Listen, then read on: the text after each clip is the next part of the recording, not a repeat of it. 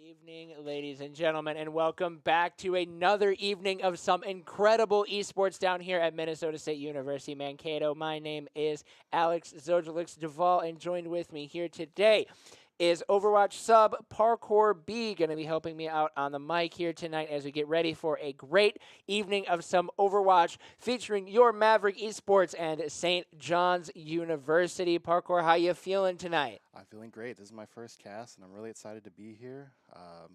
I've been subbing for the team for a few weeks now, playing mostly Flet supports, Baptiste, Kiriko, Ana, and I really want to see what our team can do today on this new patch. So many changes to go over today.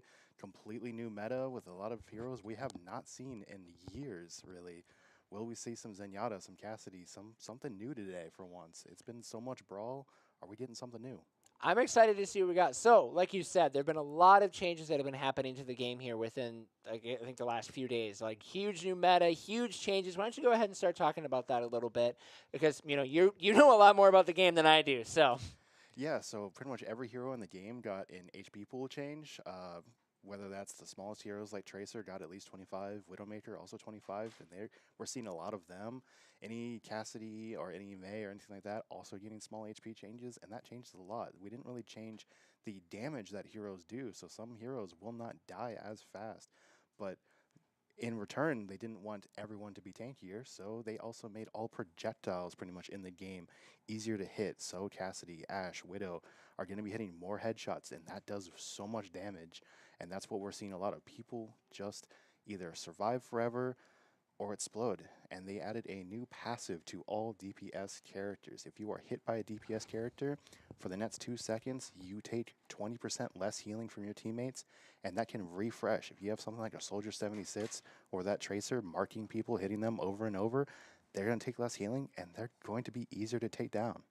Yeah, so with that, that means that obviously teams are going to have to adjust how they play in regards to these. Now, obviously, you don't want to have that 20% reduced healing if you're a DPS player. So, do you think it'll make it where games will show up to be more bloody as players are going to be having to worry about that 20% reduced healing, or do you think it's going to show a lot less eliminations coming out since obviously it's going to take a little bit longer for most heroes to die? Absolutely. We're going to see a big change in what taints are played. I mean, a lot of the taints in the game, Roadhog, Maga, you will not see them today. They are that bad. You play as Zenyatta, and they cannot do anything. So we'll see maybe characters like Ball who just use cover and get completely away from the action so that they just can't get hit in the first place. The best defense is just either not taking damage or offense. So we're going to see people maybe even be playing dive just for the chance that, like, hey, we don't even want to worry about taking damage. We're just going to jump in your face, go in, go for one quick fight, and if it doesn't work, doesn't work. All right. Well, I'm excited to see kind of what these new changes are going to be bringing out here. Here tonight, we have our regular roster joining us here. We have Moon, Invictus, Big Brain DJ, Penguin, and Foost are all going to be playing here tonight against the team of St. John's University. I think they're still trying to figure out exactly who all is going to be playing yet, so we're not going to quite jump into who's going to be there. We'll see them when we actually get in the game. But with that, we're going to jump to a quick little break here as we get ready to go for map number 1 on Oasis. So don't go anywhere, ladies and gentlemen.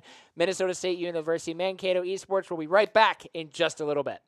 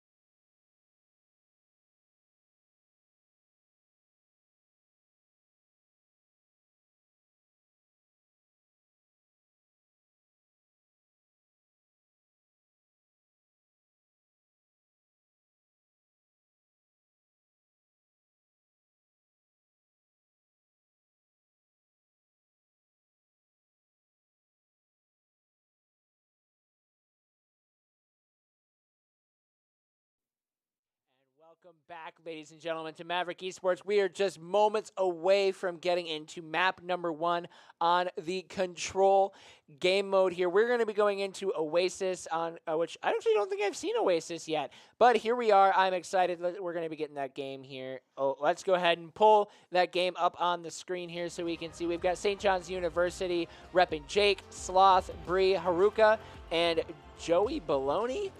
Yep, Joey Baloney. That is quite the username, but here we are. It is pretty great. And then we've got our team here at Maverick Esports of Moon, Invictus, Big Brain DJ, Penguin, and Foost. So let's see what they're going to be doing here as we're going to be dropping into the map here in just a few seconds. So, Parkour, why don't you go ahead and break down what we're going to be seeing here in a control game mode, in case you have some people who maybe haven't been watching this before, and this is their first time tuning in. Yeah, this is basically a King of the Hill game mode. We're all going to be fighting over a neutral objective that is locked for the first few seconds of the game, giving you a chance to kind of win that first fight before, completely fighting over the team. We're going to see a Symmetra come out here just to take us out of the spawn, get us closer, and then we'll see the actual comp. We're already going to see Zenyatta Bap. Zenyatta giving that Discord orb to the enemy team, making them take more damage. Again, talking about people just exploding here. Just see Symmetra changed out for Tracer Ash, giving both a long-range option and that short-range flank option on Tracer. And of course, our tank here, Sigma, giving that shield. We're going to see a lot of tanks that need some way to get rid of damage completely. Diva's defense matrix, again, taking all damage away from her in front of her. Sigma's shield and grasp, being able to completely negate damage. Other tanks just can't compete against tanks like this. As we see Mankato definitely taking an advantage here, but losing tank to Lucio's Boop. Lucio's Boop actually just being buffed. It pushes you further for longer, and we're going to see a lot of Lucio today too. You see Moon is going to be brought dangerously low here before, but the rest of the team is going to be there to hopefully support. But unfortunately, Moon does go down, but Big Brain DJ does get a trade onto Haruka, and Big Brain DJ also does get another kill, and then Foost comes along, snagging one as well. So Maverick Esports are sitting very contested on this first control point here. Nothing to be seen quite yet. They have to clear it out, and it does look like Invictus will come in with the cleanup on that Ash, and that will be Maverick Esports starting to gain control on this point. A beautiful first fight there. Very back and forth for a while, staying very contested, but you can see Maverick Esports did what needed to be done there. We are seeing the Tracer ult is up and ready to go for Maverick Esports. Let's see if they're going to be holding this one or seeing how they're going to be using it here. A beautiful dash in, and then the ult comes out. Does not find anything right away, though. But you can see now the rest of St. John's University are not quite able to find their way in. Penguin with a nice kill onto Haruka, and that's going to be the double kill come out as Maverick Esports are just holding the line very well. Another quick two-piece for Invictus here, and Foost takes down Sloth, and St. John's University cannot find control here in this first push. This is a very strong opening for Minnesota University. Mankato already having Window and Baptiste. When he puts up that window, double damage on everything that goes through it. And Sigma also having their ultimate. These are ultimates that do build pretty fast. Hitting them this fast. Invictus with Ash also having Bob already. These are ultimates that can win entire fights by themselves. So we might see St. John's have to go to the point, lose fights on purpose to get these ultimates out. And when we're already at 62% on the point, once it gets to 100%, the round is over, we go to a new map. So let's see if they can get anything. We see Bob come out, we see Transcendence come out as well. So can they Whoa, Invictus with a nasty shot onto Sloth there. Foots then takes down Jake as well, and just some gorgeous defense here coming out from Maverick Esports, as now Invictus is on a 10 kill streak. Just absolutely dominating here in this first game. We have 3 ultimates available on the side of St. John's University. Invictus did burn the ult on the Ash, but they do still have Penguin and Food's ult available. Both two very high priority ults. D-Mets Diva instantly. Oh Can they do anything? Can they hold this point at all and contest fast? Tracer, no recall, Blink King. St. John's is going to be losing this fight pretty handedly. They're trying to jump in, but they just are not able to find anything, as Moon will come in, throw some orbs out. Penguin and Foost will both pick up some kills, and the overtime meter will drain away. Round number 1 goes to Maverick Esports, and a dominating 100% to 0, a complete shutout in that first round. Very well done from Maverick Esports. You're seeing the projectile changes right there on that Ashe. Invictus, a player that already has some strong showings, getting those headshots, while Haruka on the other team is playing Soldier. While both of these hit scans have a lot of buffs, you know, it's harder for Soldier 76 to get burst damage out. You're very consistent, but these Ashe headshots, you know, just a headshot on Tracer, headshot on Zenyatta, even Soldier himself, are going to take them out of the fight. You know, 2 in a row, they're gone. While Soldier's going to have to take a lot more time to finish someone off, hit Helix rockets on them to get that burst damage. And we don't see any changes to this team as we go to the second map of Oasis here. Let's see what the teams are going to be cooking up here in round number 2, with the second point going to be unlocking here in about 15 seconds. We already are seeing this Ashe going to work here with Foos dropping a shield to try, or not Foos, Penguin. Sorry, I'm used to Foos playing tank from last semester. From seeing the support come out here, a lot of shots are going to be going off, but right now St. John's University does have the high ground, but it does look like we're going to be seeing a contested point here, as we've got Big Brain DJ trying to get the fight off here, but is going to be backing away. And right now, Maverick Esports do have more people on the point. The D.Va is going to be forced out, which is going to give Maverick Esports the ability to gain control really early. Now, once again, the pressure is on to them to be able to hold it. Moon here on the Zenyatta. I was talking to Moon a little bit before the game, was telling me just how powerful of a hero Zenyatta is in the current meta. Is probably going to be looking to be getting nerfed, but until that happens, you're going to be seeing a lot of Zenyatta coming out from Maverick Esports. Yes, so, Zenyatta basically got one of the biggest hitbox changes in the game. He already was extremely accurate before, and now he's just doing more damage. Discord Orb making all the other characters that got more damage do more damage. It's just what this burst damage is all about.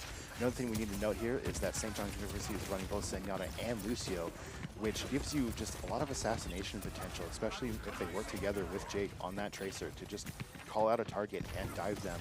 But at the same time, running D.Va with it is just not going to give D.Va a lot of healing. And we're seeing D.Va get DMAC'd often, as we might see her get DMAC'd again here, just barely living. But she just, look at this, she cannot get healed up in time to re-engage, and this is just stalling so much time on this point, giving Minnesota State University Mankato so much percentage, letting them build these ultimates as this D.Va's armor just gets eaten alive. Once again, Invictus building Bob, once again, a team fight winning ultimate easily, along with some headshots. Pulse Bomb comes out and misses. Bob comes out, windows out, in response from St. John's. And Visor as well. Will this be enough to win a fight? Ooh, and Haruka does manage to take down 2 members of Maverick Esports, but Penguin does trade Haruka away, and Boost is still staying alive on that BAP, with DJ doing a lot of work on that Tracer, gets a lot of damage off, and that other Tracer going to jump around, but DJ is going to be winning that one out. Foos does get traded, however, and Penguin does shortly fall afterwards, so St. John's University might have found the break that they need to start getting some control on the point. The ults from Maverick Esports were just not quite enough to be able to get them to finish out this second round, but still, they got a lot of time on the board to work with here. Plenty of time to regain control here. Let's see what Maverick Esports can do as they regroup and prepare. Currently, Foos has the only ultimate available, and he gets taken down by the Zenyatta. So now, this is going to be a much more even fight, especially as they have to look at the D.Va ult being available here to do a lot of damage to the other team. I'm not sure exactly what we're going to be seeing here, but now Moon's got the ultimate available as well. I think these 2 ultimates are going to come in huge for Maverick Esports as they get ready for another fight. Yep, no one else on St. John is really close to any ultimates other than Jake with Tracer's Pulse Bomb. And whether or not they hit that Maelstrom is going to be what decides this fight here. Unless it lands on Moon with Transcendence, you know, this is what they need. Can they build more ultimates before this timer comes out? Only halfway through on this point. D.Va diving Zenyatta, bringing out Moon's Transcendence a little early, but keeping them on the point still. All Mankato needs is to finish this point for even 1 second, taking out both supports, and that's going to be the game. That's going to be map number 1, going over to Maverick Esports in a very clean victory. A beautiful team fight at the very end of the round there, despite it looking a little scary as Moon had to get pulled off on the Zenyatta a little quickly, but we can see here they did what needed to get done, and they finished that one off nice and strong. Maverick Esports beginning this best of 3 or best of 5? It is a best of three, but we will Best of play 5. all five. Yes. So yeah, best of five, first to three is that's what I meant to say. We will play all five maps, starting with what was just a waste of control, going to our next game mode. And we'll see how that ends up. Will we see St. John change anything about this comp as we go to a different map? I really didn't see much from that Diva, really not building Diva Bomb until pretty much the end of that map. And even then, still not building anything else, and really not winning any team fights, giving up way too much space. Even with the advantage of high ground, they were not able to contest at Invictus on that Ash, even on low ground, hitting headshots constantly on that Diva, not being able to heal it back up because of that Zenyatta and Lucio. St. John's is going to have to change something about this comp to be able to contest for longer periods of time, or they need to go explosive and win a fight all at once. For sure. And it looks like for map number 2, we're going to be hopping over to Kings Row. But before we do that, we're going to toss it over to one more quick break here, guys. Go use the bathroom, get some Rockstar, get yourself all ready to go for map number 2. Maverick Esports will be right back here in just a little bit.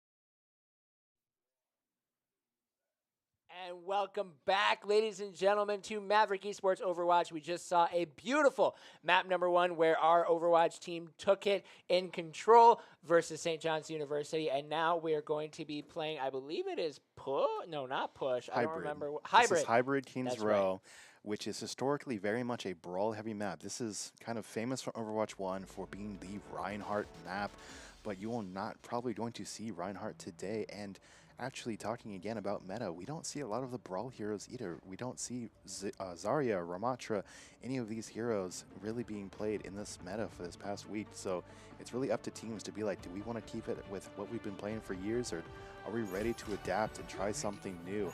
and we're going to already see both teams starting, it seems to be on Sigma here.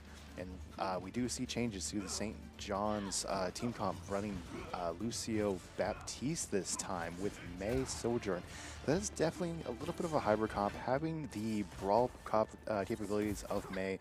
May Wall is just so strong on Keen's Row on that tiny little choke. It is so easy to just pit someone out, completely wall them off. If you cannot break the wall in time, you are stuck and you will be eliminated. Baptiste giving everyone so many second chances. It's really, you know, Baptiste is known for having 3 health bars. You hit him once, he uses shift, regen burst up, hits his lamp and all of that, and we are seeing Zenyatta played by Moon here, ready to shoot some orbs, get some heal orbs, get some discords. And we'll see how this first fight goes on Keen's Row. And Jake is immediately striking first, taking down Invictus, which is going to be a huge moment for St. John's University, as MNSU is already going to be starting a man down, and DJ is going to be brought low, but does manage to stay alive. Penguin is taking a lot of damage, and unfortunately does go down from an entire team onslaught, as St. John's University are going to be moving very quickly to take over this A point. And now that they have this control point, they're going to start pushing this payload here. So let's see what they're going to be doing at this one. They have a lot of time to work with, about 6 minutes on the clock. So let's see how Maverick Esports are going to be responding. That is a very fast point capture. But also, we've seen Maverick Esports do similar situations like this before. So let's see how they're going to be playing out this one. This second point is still strong for St. John as well. They did exactly what they needed with that May. When Sigma put up Grasp, May just holds left click and is still going through them. And with that DPS change, making you take that 20% less healing, even Baptiste cannot keep you alive. Seeing Penguin go down again, it is just so hard to hold these days, even with Sigma's abilities. So much damage going out, breaking that shield so fast with Zenyatta's orb. Zenyatta also known for breaking shields fast, always putting out damage. Baptiste as well, just able to constantly pressure the enemy teams.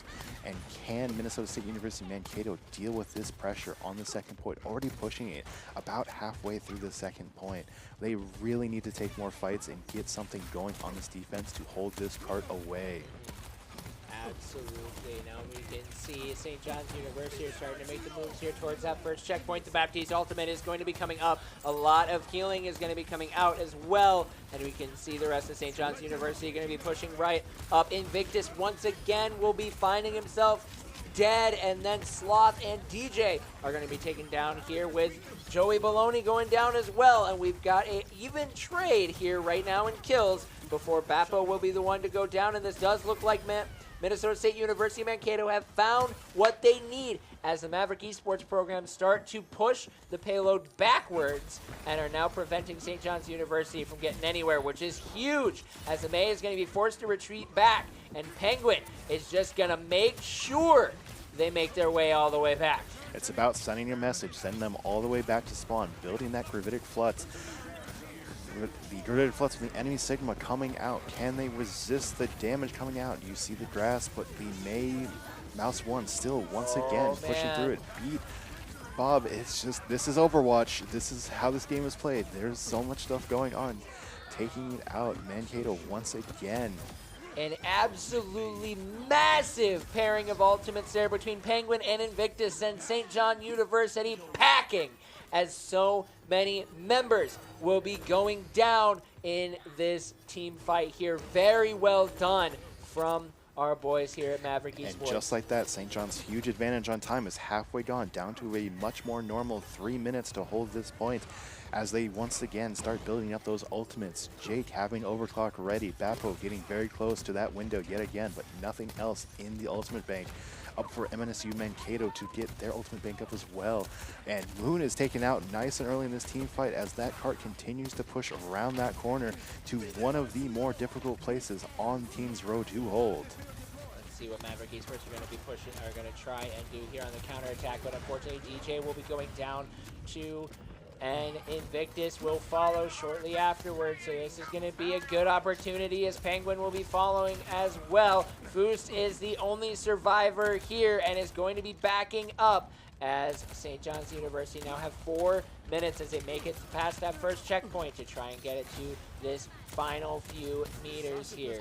Let's see how Maverick Esports will respond. They're building up their ultimates. They at least have Foose available. And let's see what's going to be happening here. DJ is going to be going in immediately, starting on the flank, but isn't quite able to find what he needs, but he does get the pulse bomb available. So this is something that St. John's University is going to have to be careful of, as Tracer's going to be going in, is going to be immediately pulling out, and getting that pulse bomb off gets a lot of damage off, and now Penguin has the gravity. That's going to come up and be huge for Maverick Esports as Penguin finds 2 and St. John's University is just in shambles, and the entire team will be falling. Maverick Esports keep themselves alive here for just a little bit longer.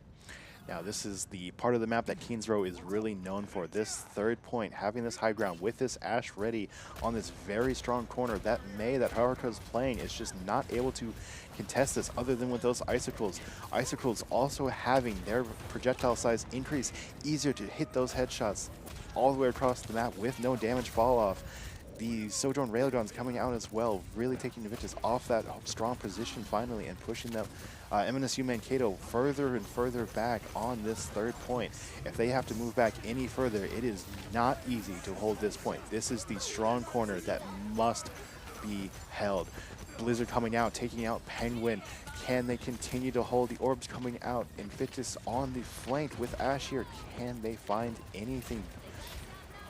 This is a lot of ultimates coming out on the side of St. John's University. The Gravity Well is still available for Sloth, and Big Brain DJ is going to be going down. Invictus seems to be the only one still alive. I don't know if this is going to be enough. They have to get somebody over there here and now. And now we've got Foose putting out a lot of healing, trying to keep his teammates alive.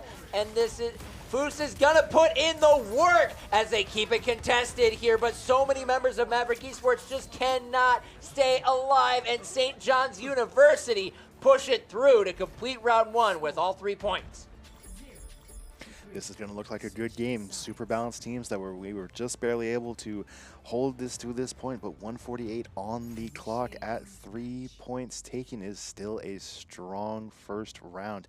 You once again see at that end point, you know, with Baptiste Window doubling the healing, coming out to that Sigma. Sigma having grasp, taking some of that damage away, and still falling shows how much damage these teams do in Overwatch now and how much that DPS passive changes everything. That double Baptiste healing cut by 20%, that's cutting 20% of that double. It is so much less healing, and people fall like dominoes in this game now.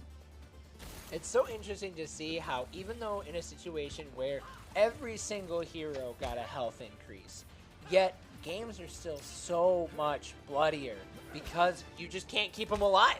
It doesn't matter how much health they have if they can't get it back. Exactly. So that's what is so important about mitigation, shields, and just not, and using cover and just not taking that damage in the first place. Using your health as a second resource and cover first. And with how the health changes happen, Taints look like they got a lot of HP. Oh, some Taints got 75 HP, 100 HP, maybe some more armor, but it is not as impactful as a small HP hero like Tracer getting just 25 HP. So many breakpoints, and with Tracer Blinks and Tracer Recall just gives her even more self-sustain that, you know, just makes her so dominant. Being able to blink around and put that 20% healing passive on people, spread it around like a virus across all of the enemy team members, as Big Brain DJ is doing right now, acting like a mosquito to this Lucio, going back and forth through Hotel to completely split off St. John's before being taken out. And now we need to see Maverick Esports find something to get onto that point. They got to find it here quickly. But we do see Penguin getting a lot of damage out there. Haruka gets taken down. Invictus is going to be going down as well. And St. John's University, they're holding the line very well on this first point here as Jake picks up 3. And now Maverick Esports are playing off their back foot. We saw them play a very dominant game of Control, and now things are looking a little bit more on the struggle bus for them. But hopefully we can see Maverick Esports turn this one around as Penguin is going to continue to push out a lot of damage and is staying alive thanks to his teammates.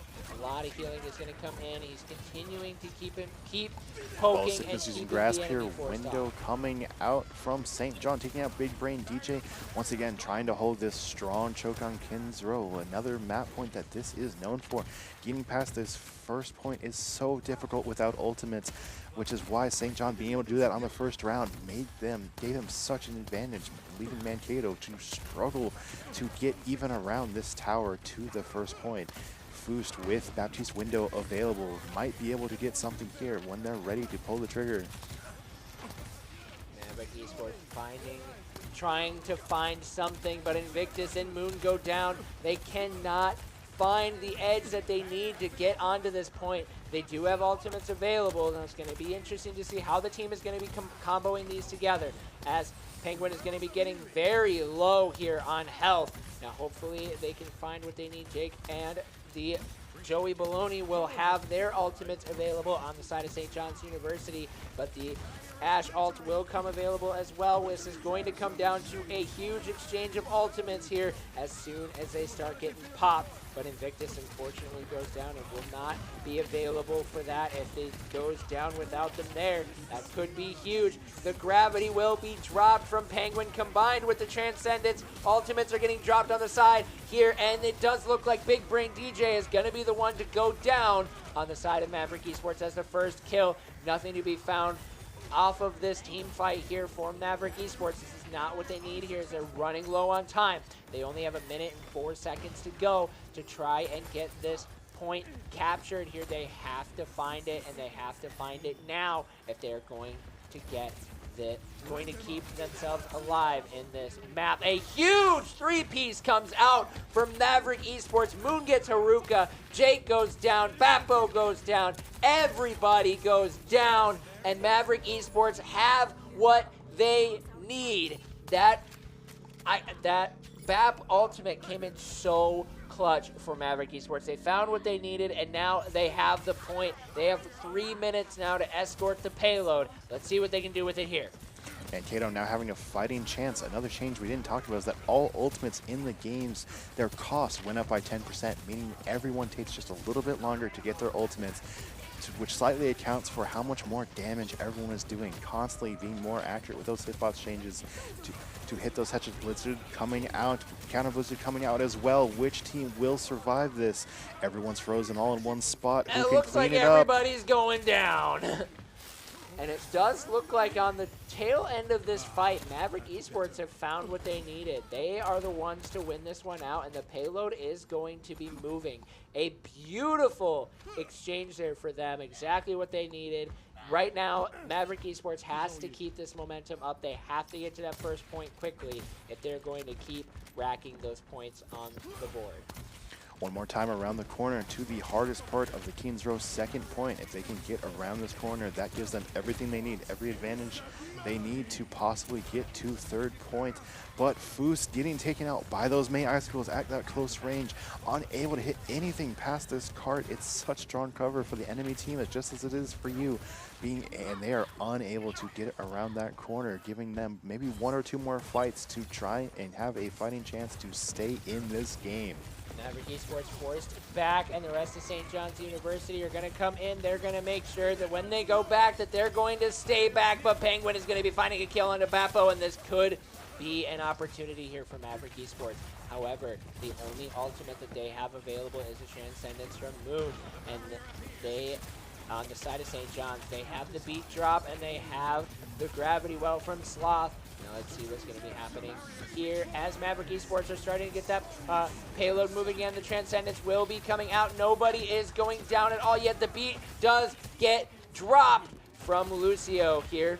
Maverick Esports trying to find what they need. More abilities getting thrown back and forth. Ash is staying alive, and the Baptiste wall is available if they need it.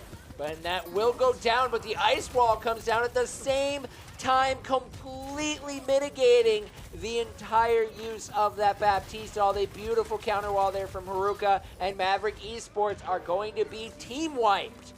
and putting themselves in a very scary situation as they only have 25 seconds to try and get back onto this payload and get it moving again. They have to stay on it to keep the game in overtime. But at the same time, St. John's University have 2 ultimates available in their pocket, and it will be very difficult for Maverick Esports to do anything here, but they've only got 5 seconds. It is do or die here in map number 2 for Maverick Esports. Let's see what they're going to be putting out here as the Blizzard is available now for Big Brain DJ. There's going to be a lot of damage coming out here. And the Blizzard gets eaten by the Sigma Grass, meaning there is no Blizzard for the Mankato team, but May stuck in this ice block trying to find something to do and impact this fight as they're taken out by Jade's overclock. Once again, this corner just giving the enemy team so much cover along with that payload, as Mankato made a mistake pushing the cart to this point, giving the enemy team such an advantage, high grounds and cover on the low ground, and they're unable to get to the 3rd point, giving St. John University this map. And just like that, as a dominating map happens in map number 1, a dominating map gets turned around from St. John's University, and this series is now tied up at 1-1. And the teams now, I mean, if you're Maverick Esports, how do you got to be feeling after that second map? I still think they should be feeling really strong. Do not get in your own head. That was still a strong game. That just St. John had that first point in seconds. They were on that point right away. There is no lockout period in hybrid. As soon as you get on that point, you are already capturing it, giving them that 6-minute time bank. Even getting to that second point on a map as hard as Kings Row with that first choke, that is what they struggled with. You know, I think they played the right comp into the right team. They just had, you know, got to pitch a few times, and they need to work on that, you know, and continue to take strong flanks, strong fights, and build up those ultimates to win them all. Absolutely. As you heard it right here, folks, the team at Maverick Esports is still going to be feeling good. This series is still not over. We still have a possibility for, I believe it's 3 more maps. Yes. So we're going to be getting ready for map number 3, where this one is push? Yes. It's either push or flashpoint. I think it's flashpoint. Yeah, flashpoint, push. And then push. Yeah. Yeah, I'm still trying to remember as that all goes. But either way, we're going to go to a quick break here, ladies and gentlemen. And when we come back, we will be right back with map number 3, where we have Maverick Esports versus St. John's University. So don't go anywhere, guys. Maverick Esports will be right back in just a little bit.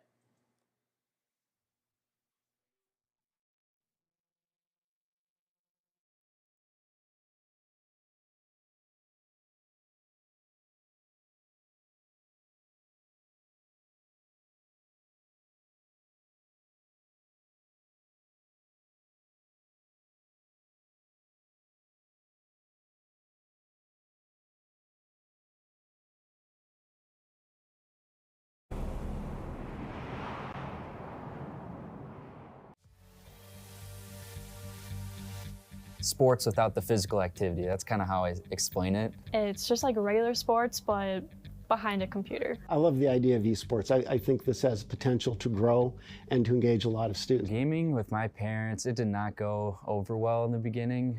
They saw it more as a distraction from school or from actual sports. It wasn't really until this Mankato esports program came up that they were like, oh wow, this is an actual official thing that schools do. They kind of decided like, okay, let's take this seriously, let's support them. We would hope every student finds something that they are passionate about, that will engage them, put them in community with other students, and let them do things that help them create what it is they want to have for their education.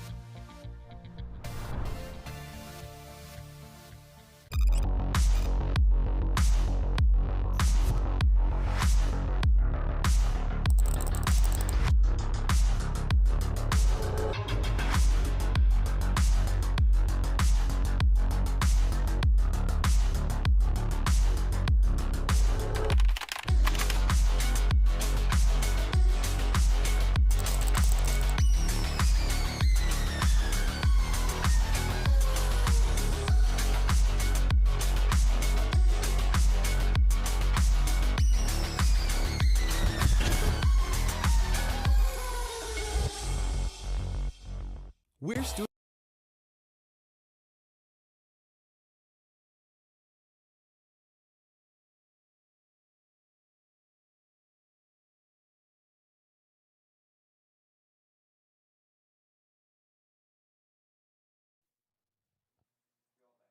And welcome back, ladies and gentlemen. Brief break, but we are getting ready to go in at Servasa for Flashpoint here in map number 3. Excited to see what the teams are going to be cooking up here. We're loading into the game here, and we're going to be in for a bang. We've already had quite the banger of a series already. The series is tied 1-1. No blowouts happening at all here tonight. We are keeping things nice and even as we load into Servasa. Look at this beautiful tour that we're getting here from our spectator client.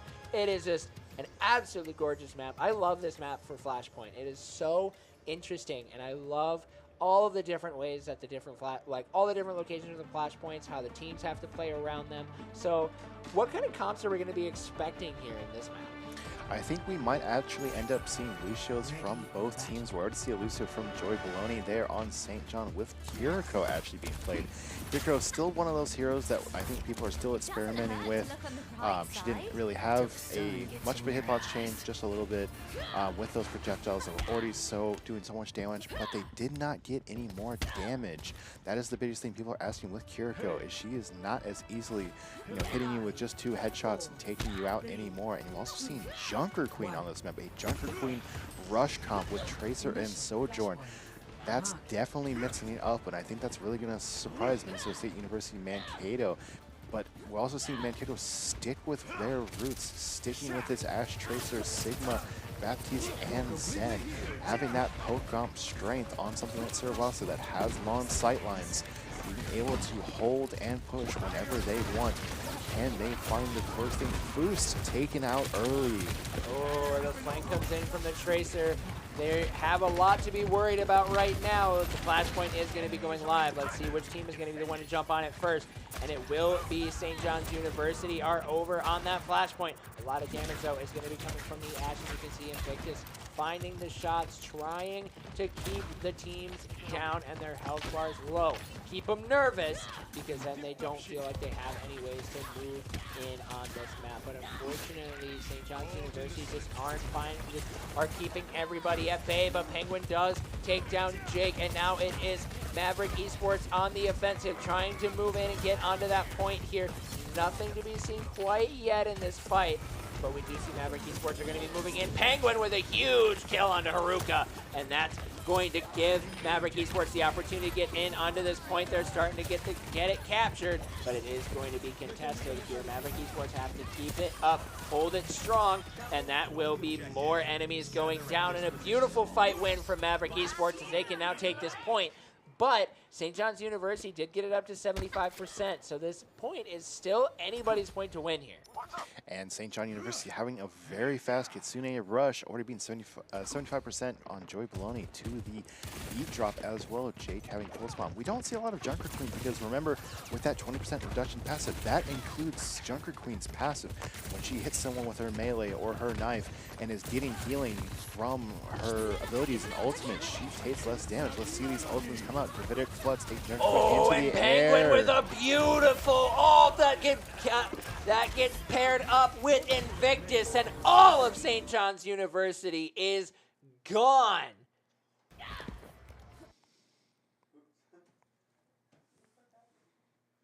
All right, I think we're good now. I think we're back. We might. And it does look like that fight victory will be what Maverick Esports need to hold on to this point. St. John's University are going to continue. They're going to look for one more final push onto here. This point is going to be going into overtime here. It's 99% for Maverick Esports, but so actually it's going to be Maverick Esports is going to be getting a lot of hurt here.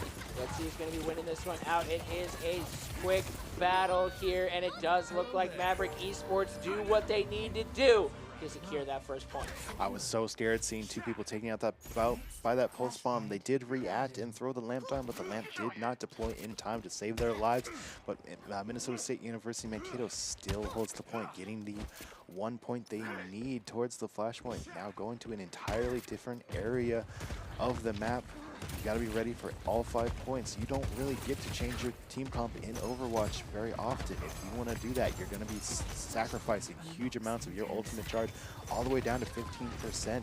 So they're going to all stay with these same things. Sloth on Junker Queen is ready to give the entire enemy team anti-heal with that Junker Queen ultimate. Haruka having Overclock ready, and Bree on Kiriko already close to another Kitsune rush. They have clearly been getting so much ultimate points from both those thrown kunais and the healing of Fuda on the St. John University team, with Penguin also having Gravitic Flux ready yet again. Can they get to this point here?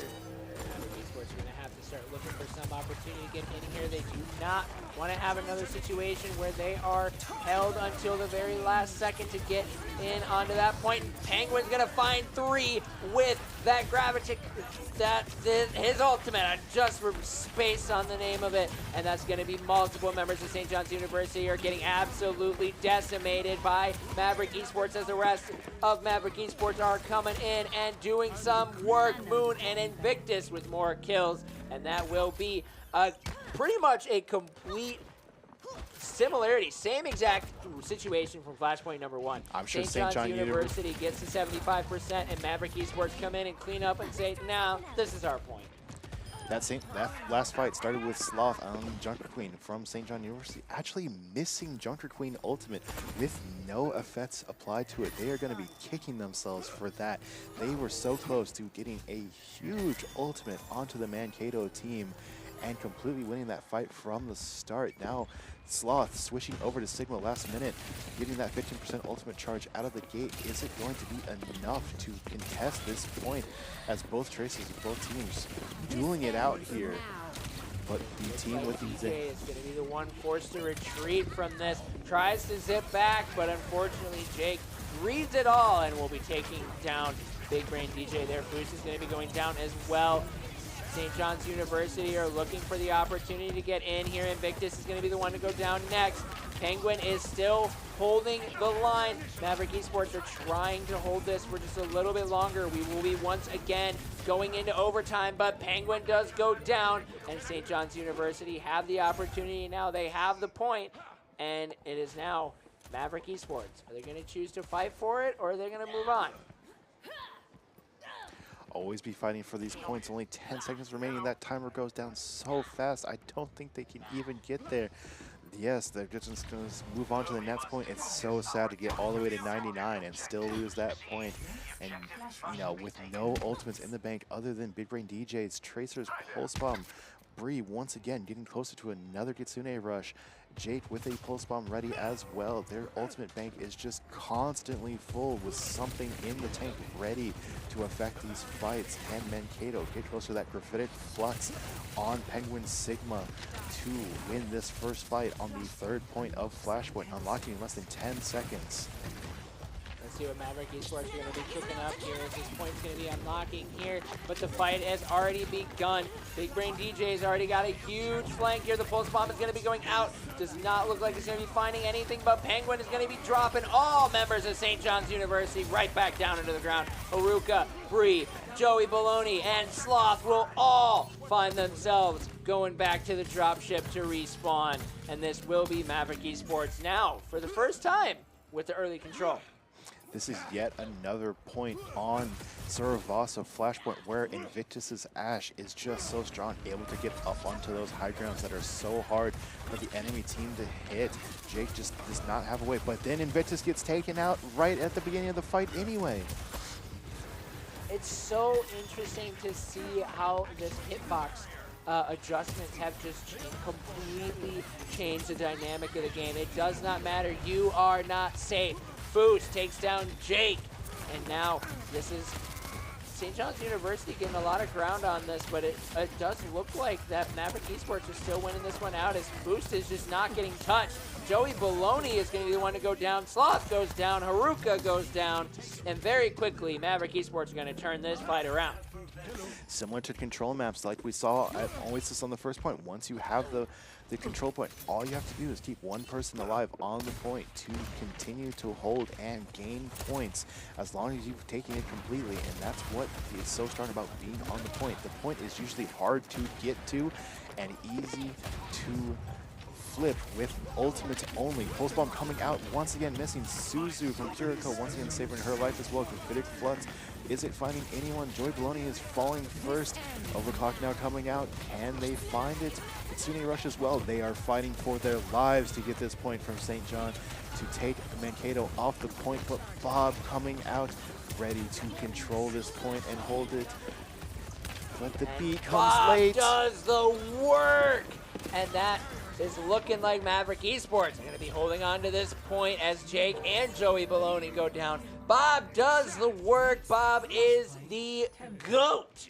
No matter how good of a player you are, Bob is better. Bob hits all their shots. Be more like Bob. Be like Bob. That is what we are going to be saying here at Maverick Esports. It's why I remember, like, back when Ash was first introduced in Overwatch 1, Bob was the worst. And he still is if you're playing against an Ash. He's still very much the worst. But yet, you know, he's gotten a lot, like, less worse than when he was first introduced. But he's still, you don't know what you're doing. He's rough. Oh, and Penguin with another big, all getting 3 members, but also 2 members of Maverick Esports are getting traded away on the other side. Big Brain DJ is going to be the one to go down. Penguin does go down, and St. John's University are winning this one out. Despite the huge ultimate from Penguin, it just was not able to be enough. And you talked about Ash's Bob. One change that doesn't get talked about recently that came out, I believe, at the start of Overwatch 2 or just a few months in, when Ash throws out Bob and then hits someone with her gun, Bob will swap to that target. So if you're able to continue hitting shots on squishies like the Sojourn, like the Lucio, Bob will continue hitting them if he can see them. The last thing you want to do is throw out Bob, hit Sigma, and have Sigma just grasp the entire Bob away. You have to continue hitting shots. Tell Bob who to hit. Bob can hit things, but you must show him the right direction. Oh, I didn't even know. I did not know that. That's Yeah, very good to know. And we've got DJ looking for it. The pulse bomb flank is going to be going in, placing the pulse bomb, zipping out of there. And St. John's University are starting to fall apart, as that is going to be Haruka, Joey Baloney, and Sloth, and Bree are all going to go down. And Maverick Esports are trading this one away. They're looking like they're wanting to put this map away, as I believe it's 3 captures, 3 flashpoints. That's correct. If Mankato is able to get this point, they will win this map. Here on Flashpoint Suravasa, already at 25% of this point, with St. John's Bree on this Kiriko once again getting close to another Kitsune Rush, building them so fast. Joey Baloney on Lucio, close to beat. St. John almost has everything, but Bree gets taken out, and Jake is going to be close to it as well. Gravitic Floods from coming out and getting nothing. Ooh, this fight is going to be where it counts for both teams. The beat is going to get dropped, and there's going to be a lot of damage coming out. Moon is going to be the one to go down. Jake is going to take him out. Bob is going to come out on the side of St. John's University. Point is going to switch over to control there. Big Brain DJ will be taking out, as well as Penguin and Boost. And St. John's University will win this one out. And we're going into a game point for both teams. 1 point to rule them all, as we've got 30 seconds left until this one activates. Once again, as we said, this is already looking like a good, close matchup between these two teams. This is the Overwatch we want to see, flipping back and forth. It is all about that personal skill, all about how you use those ultimates. Who is the better Bob? Who is the better Pulse Bomb? We have not seen too many good Pulse Bombs other than the 2-kill Pulse Bomb from earlier, so let's see if they can take this. Kitsune Rush coming out, wanting to take this point right as it unlocks. But we don't see anything coming out just yet. Taking that high ground over this map. Graffiti Floods on Penguin is ready to flip this point if needed. With no Invictus here, can they continue holding 4 versus 5 as they start to move back and give control? DJ gets brought very low, but does manage to escape with his life. And the rest of Maverick Esports are just doing some pokes right now, as St. John's University is going to start racking up that percentage. They have to be careful and hold. Both teams are on the line here for this third map. St. John's University have to hold it here. Maverick Esports have to find what they need. The Flux will be coming out. Penguin is going to be dropping Sloth. Bob will be coming out as well. And that's going to be multiple members of St. John's University are going to fall. And this is exactly what Maverick Esports needs. The team kill. And now the burden is on them. Can they hold the line, or will St. John's University push it in? Only one ult on the board for both teams, and that will be DJ's Pulse Bomb. This is once again why Mankato is playing Zenyatta. That Discord are giving more damage from that Bob. In that Flux as well, you're taking more damage. You're up in the air. You will die before you even hit the ground with a comp like this. Foos window on Baptiste is ready to once again put pressure and or put double healing wherever it is needed. Once again, holding this low ground, which is not seen very often. Giving up that high ground is going to be quite difficult with the beat coming out. Sigma's Flux and Breeze Kitsune Rush once again. Bob as well. This is a cluster of ultimates trying to fight for this last point with only 15 seconds remaining to hold, and Mankato will win if they hold this. And this is looking like Mankato does what they need to do. Penguin finds 2, and even with the trade of ultimates, it is Maverick Esports taking map number 3 here. And wow, what a flashpoint. You could not have asked for a better flashpoint game here to be played from these two teams. Just so much back and forth, so many points, not knowing where they're going to go until the absolute last moment. And in this game, Maverick Esports are the ones to win this one out. This is exactly why Moon told you earlier that Zenyatta is the Overwatch character. Zenyatta is Overwatch now. That Discord Orb, even with its changes earlier in a few seasons ago, that you can no longer keep Discord Orb on for someone, you know, as you move away around corner, they can only stay on for about 3 seconds. And once you have Discord Orb someone and it falls off, you cannot put it on them again for more than 7 whole seconds of lockout. So you really have to make sure your orb is either staying on them or you are only putting it on them in the first place if you are ready to kill. And that is up to Invictus on that Ashe to hit those headshots on those discorded targets and put someone down into that kill range right away. And that is how Mankato is able to explode St. John University in these fights and take out the fight without even using ultimates. That is what is so important in Overwatch. Can you win without an ultimate, or do you need that ultimate to take a point back? And now we will see as we get ready to go into map number 4 with Push. But with that, Maverick Esports will be right back here in just a little bit as we get ready for map number 4. Will Maverick Esports be closing out this series with a 3-1 victory, or will St. John's University push back and bring us to a game number 5? Don't go anywhere, guys. We'll be right back.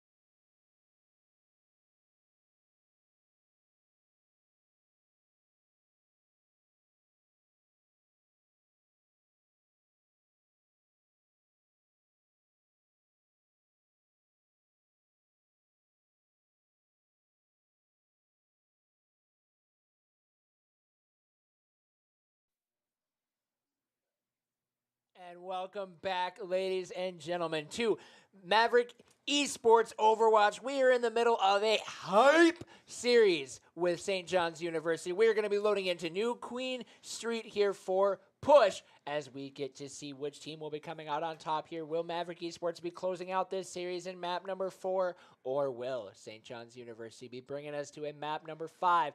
This is the series to watch. It has been so back and forth. It has just been absolutely incredible. Parkour, how you been feeling about this series tonight? This is exactly the type of game you want to cast. This is the type of game you want to play close all the way throughout. And New Queen Street Push is going to be another map where we are constantly talking about Invictus on this Ashe with these long sightlines, and Moon on that Zenyatta as well. Characters with long range, low damage fall off are so strong in New Queen Street. Once again, going the same comp with the Sigma. Oz, Penguin, Foost with Baptiste, Moon with Zenyatta, Invictus as Ashe, and Big Brain DJ as Tracer. So we're going to continue here and keep going against St. John University and see if we can get yet another point and try to finish this off. We're going to see possible Symmetra on the other side. Symmetra and May possibly really trying to counter Penguin on this Sigma, because both these beam carriers, no, of course they're just going to Sigma teleport out of the spawn and switch over to Sojourn. Of course that happened. But staying on Baptiste, Lucio this time, and May yet again. There we go. We're going to be fighting for that immediate control of the robot here. So basically how I like to explain the game mode of Push is it is reverse tug of war. Rather than trying to pull something to your side, you are going to be pushing something to your opponent's side. So let's see which team is going to be winning this one out here. The robot is going to be very neutral here. You can see him right there in the middle. And it does look like it will be St. John's University getting some early ground here. But this is going to be a fight that still could turn around to Maverick Esports' favor. They just got to find something. They got to make it work here soon. Because St. John's University are just continuing to gain some ground. And they really don't want early ground to happen early, and that will be Penguin finding one before getting traded away. Now let's see where the rest of Maverick Esports is going to be to help support their teammate and make it sure that his death was not in vain. Sloth and Jake go down, and Maverick Esports find what they need to start pushing their side. We saw that yet again. This Harker on this May is able to take out the Penguin on Sigma, even with his holding his hand up for that grass, but takes usually all projectiles away, but May's ice will go through it, and if he's walled, there's just no way anyone can break that wall in time to get him out. But they still win this fight, pushing that bot up, and it's all about getting it further than the enemy or getting it all the way to the end. If either team gets all the way to the end, they will win the map, or have whoever pushes it further before the end of this 10 minutes. And we're already 2 minutes into this match. See right now we've got ults coming out on each side. Bob does get dropped for Invictus, and the Pulse Bomb is available for Big Brain DJ, but he just died, so he's got to get back into the fight. Bob is going to be taking down Joey Baloney. Haruka will be falling down shortly afterwards, and Maverick Esports are continuing to win fights. Winning fight after fight is what you need to keep this robot moving. Again, exactly what I said with Invictus on Ashe and this Zenyatta, that Discord Orb, if you are anywhere in the open, you are taking too much damage that you cannot heal through. Nothing will save you. You will go down eventually. That healing will not get you back to full. So Joey Baloney having the beat ready, 4 ultimates ready for St. John's University, and they're going to start using them all here. That's going to be a huge gravity flux come out. Boost is going to be the one to go down. The beat gets dropped, and so does Maverick Esports. Boost is actually going to, never mind. Maverick Esports are turning this one around. Never mind, I spoke too soon again. Penguin goes down, Moon goes down right afterwards, and St. John's University win out this fight and get that robot moving. One of the things that has been absolutely huge for St. John's University is Big Brain DJ has been sitting with that Pulse Bomb for so long, but he is not able to be in on those fights. Yeah, absolutely. It's so hard to flank on New Queen Street sometime. There's such long sidelines as you see here. Even with Blinks on Tracer, it might take 2 Blinks just across to get towards those opponents, and Lucio's speed boost will keep them even further away. Overclock comes out, but Jake is eliminated right away, completely nullifying that ultimate. Baptiste Lamp comes out, and it's not going to save anyone. They're going to lose yet another fight with this push without going further than Minnesota State University Mankato, meaning they're going to continue pushing back towards the other side and keeping that high score alive, as it were, with 6 minutes left on this clock to keep going through. And Maverick Esports played a beautiful fight there, making sure that not a single member of St. John's University could do what they needed to. And now Maverick Esports are going to get that robot moving once again on the other side, but St. John's University are going to be here for the counterattack. It's time to see what St. John is going to be pulling out here. Big Brain DJ once again knocked out of the fight right away, but so is Haruka. That key May going down is not what you want if you are St. John's University. The Transcendence will be coming out from Moon, and it looks like St. John's University are actually going to be forcing Maverick Esports off of that robot, and the robot's going to start turning around. But it will be a quick contest here for Maverick Esports as they're ready to go to keep the robot back sitting in that middle area. Bob is going to be coming out, and Bob is going to be looking to do some work. A lot of damage coming out. Bob doing some work here, but nothing to be found quite yet. But Maverick Esports are able to push St. John's University off the robot and get it moving again with only 5 minutes left to go. But now St. John's University are on the counterattack. The Gravity Flux is going to be coming up available for Penguin here in just a little bit, and he's going to be using it right away. He does pick one up and slam him down, but has to be wary of that May wall, but it doesn't matter. With the Zenyatta is preventing any healing from going through, as Haruka and Sloth will be making their way back to the dropship and being joined by DJ on the other side, but Bappo will be getting taken down as well. Invictus is going to be falling on the side of Maverick Esports, so this is going to be very even back and forth. Jake does go down, and Maverick Esports, with 2 members remaining, are keeping their robot moving. And crucially, Mankato now has the checkpoint, giving them closer spawns to this robot, giving them the advantage they need to continue pushing towards this last point. Another Graphitic Flex coming out from St. John's University, taking out Foost and Moon. Both supports down means an instant loss to this fight. There's no way to stay up. It's just stall as long as you can. Hold that timer towards that 4 minutes before Penguin goes down. And again, as that robot pushes all the way back to the other side, this doesn't mean anything for either team until they get it all the way further.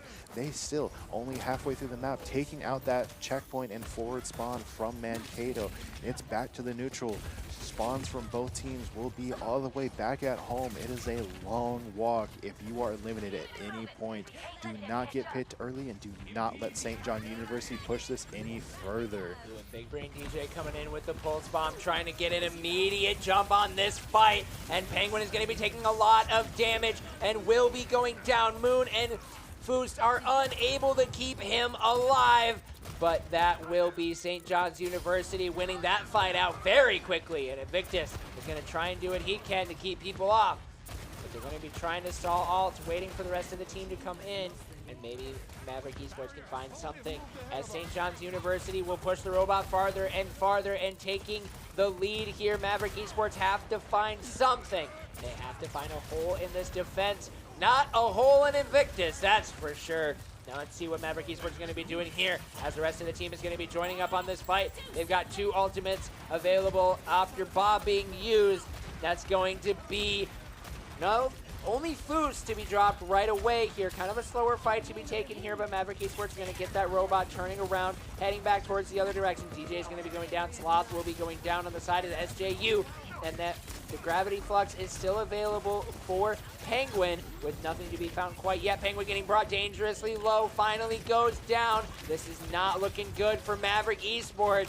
The May will be going catatonic for a little bit, but Invictus will go down, and St. John's University are coming out on top on that one. If anything can be said about those fights is, with that DPS passive taking away 10% of your healing, you saw people on Mankato University's team getting eliminated, even with Transcendence helping them out. Discord Orb going through and crucially shot through the bus stop. That jump they're gonna regret doing that. Both supports on Mankato's team going down, and the the bot continues pushing forward. Whenever you are pushing towards a new location, that bot crucially slows down to a crawl. They have barely made any progress, even with full control over this point towards spawn, but Mankato is already backing out. That is what allows you to defend your spawns, just like old days of 2CP. You are constantly flooding out of the spawn every 10 seconds. Blizzard coming out and Graphitic Flux coming from Penguin as response. And it's an ult domino coming out from both teams, crucially wanting to hold this fight, and can they get it? And that's going to be Sloth and Haruka going down on the side of SJU. Things are looking good if you are Maverick Esports, as many members of SJU will be heading back to the dropship. And Big Brain DJ is the only one to get traded away, as this is going to be a 5-for-1 for Maverick Esports. Getting that robot back over neutral, a crucial time for the robot to be heading back, as SJU, we're getting close to that final checkpoint. So now we're going to be back into the neutral area, as SJU are still holding on to that high score with 42 seconds left to go in this map. It is going to be Maverick Esports needing to find something, as that will be multiple members of SJU going down right away. The counterattack can't even begin to happen from the side of SJU. Mankato, once again, he cannot let go of this point for a single second, finally getting the forward spawn. They need to push it all the way to that gray bar we see at the top left. And once again, the bot slows to a crawl. This could take 2 or even 3 fights to push this all the way to the end. They cannot step off the cart. They cannot lose anything. No ultimates available from St. John's University, and they're possibly going to lose yet another fight, giving them Mankato yet another chance to keep pushing forward with Bob available. Bob could be ready to win this last fight, but Foost was taken down with the forward spawn. Will Foost be able to come back? Swapping to Kiriko last second, hoping that they can teleport to their Mankato team, with Pulse Bomb also coming up soon on Big Brain DJ. This is so close. They just need this point. This fight here is going to be the fight to decide it all. St. John's University are making their way up. Invictus is going to be the one to go down. That is not the... Wait, what went down for Invictus? I'm so confused. That's Bob. Oh, Bob went down. But Big Brain DJ is going to actually be the one to fall here. This is going to be a very dangerous situation. The Gravity Flux tries to come up, but unfortunately it will be Penguin going down here. Kiriko trying to do some work here, but Foost is going to be the one to go down, and that's going to be Moon going down. And just like that, we're going to map number 5. St. John's University, in a very close game of push, are bringing us to map number 5. This is such a painful set for both teams. You know you are mentally exhausted. Your hands are sweating every time this happens. These are long games. Every push game must always go all the way 10 minutes, and it will keep going until that overtime is over, and that's what we saw here. So can these gamers, these esport players, athletes continue this game all the way to a set 5 without getting in their own heads, without losing it all? You've got to keep performing just a little longer and finish out this last game strong. And the pressure is on for Maverick Esports, because right now they're undefeated this semester. They are still holding on to an undefeated, and to go into a map number 5 knowing that if you lose here, your undefeated season will be over. So the pressure is on for our team here at Maverick Esports. But honestly, I think they got it as we get ready to go into a control map for map number 5. So with that, we're going to go to a brief break here a little bit as we get ready for map number 5. Don't go anywhere, guys. Maverick Esports will be right back here with map number 5 between Minnesota State University Mankato and St. John's University. Don't go anywhere, guys.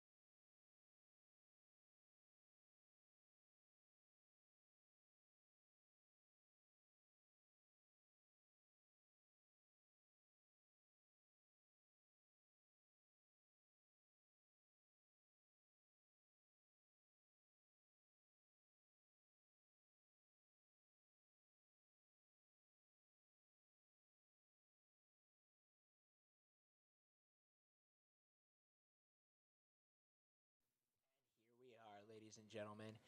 Map number 5, Maverick Esports versus St. John's University, Overwatch. We're going into Circuit Royale, a sniper map. This is going to be bloody. It's going to be explosive, and it's going to be beautiful. Welcome back, everybody, to this incredible Overwatch series that we have had here. My name is Alex Zojalix Duval, once again joined here with Parkour B. Parkour, we're in map number 5. The pressure is on for Maverick Esports. You lose here, your undefeated season is over. You win here, you take a massive sigh of relief. What is going through your head as we load into the game here right now? Yeah, this was Mankato's map pick, and I know, as a sub player for the team, this is our pocket pick. This is our map that the enemy team probably does not play. This is honestly a disgusting map. Anyone who has played Overwatch for a while probably hates this map with a passion. I'm sorry to say, but any of the sniper maps, we just actually had Junkertown reworked this season because of how annoying snipers were on that map and how impossible it was to push forward unless you were also using snipers.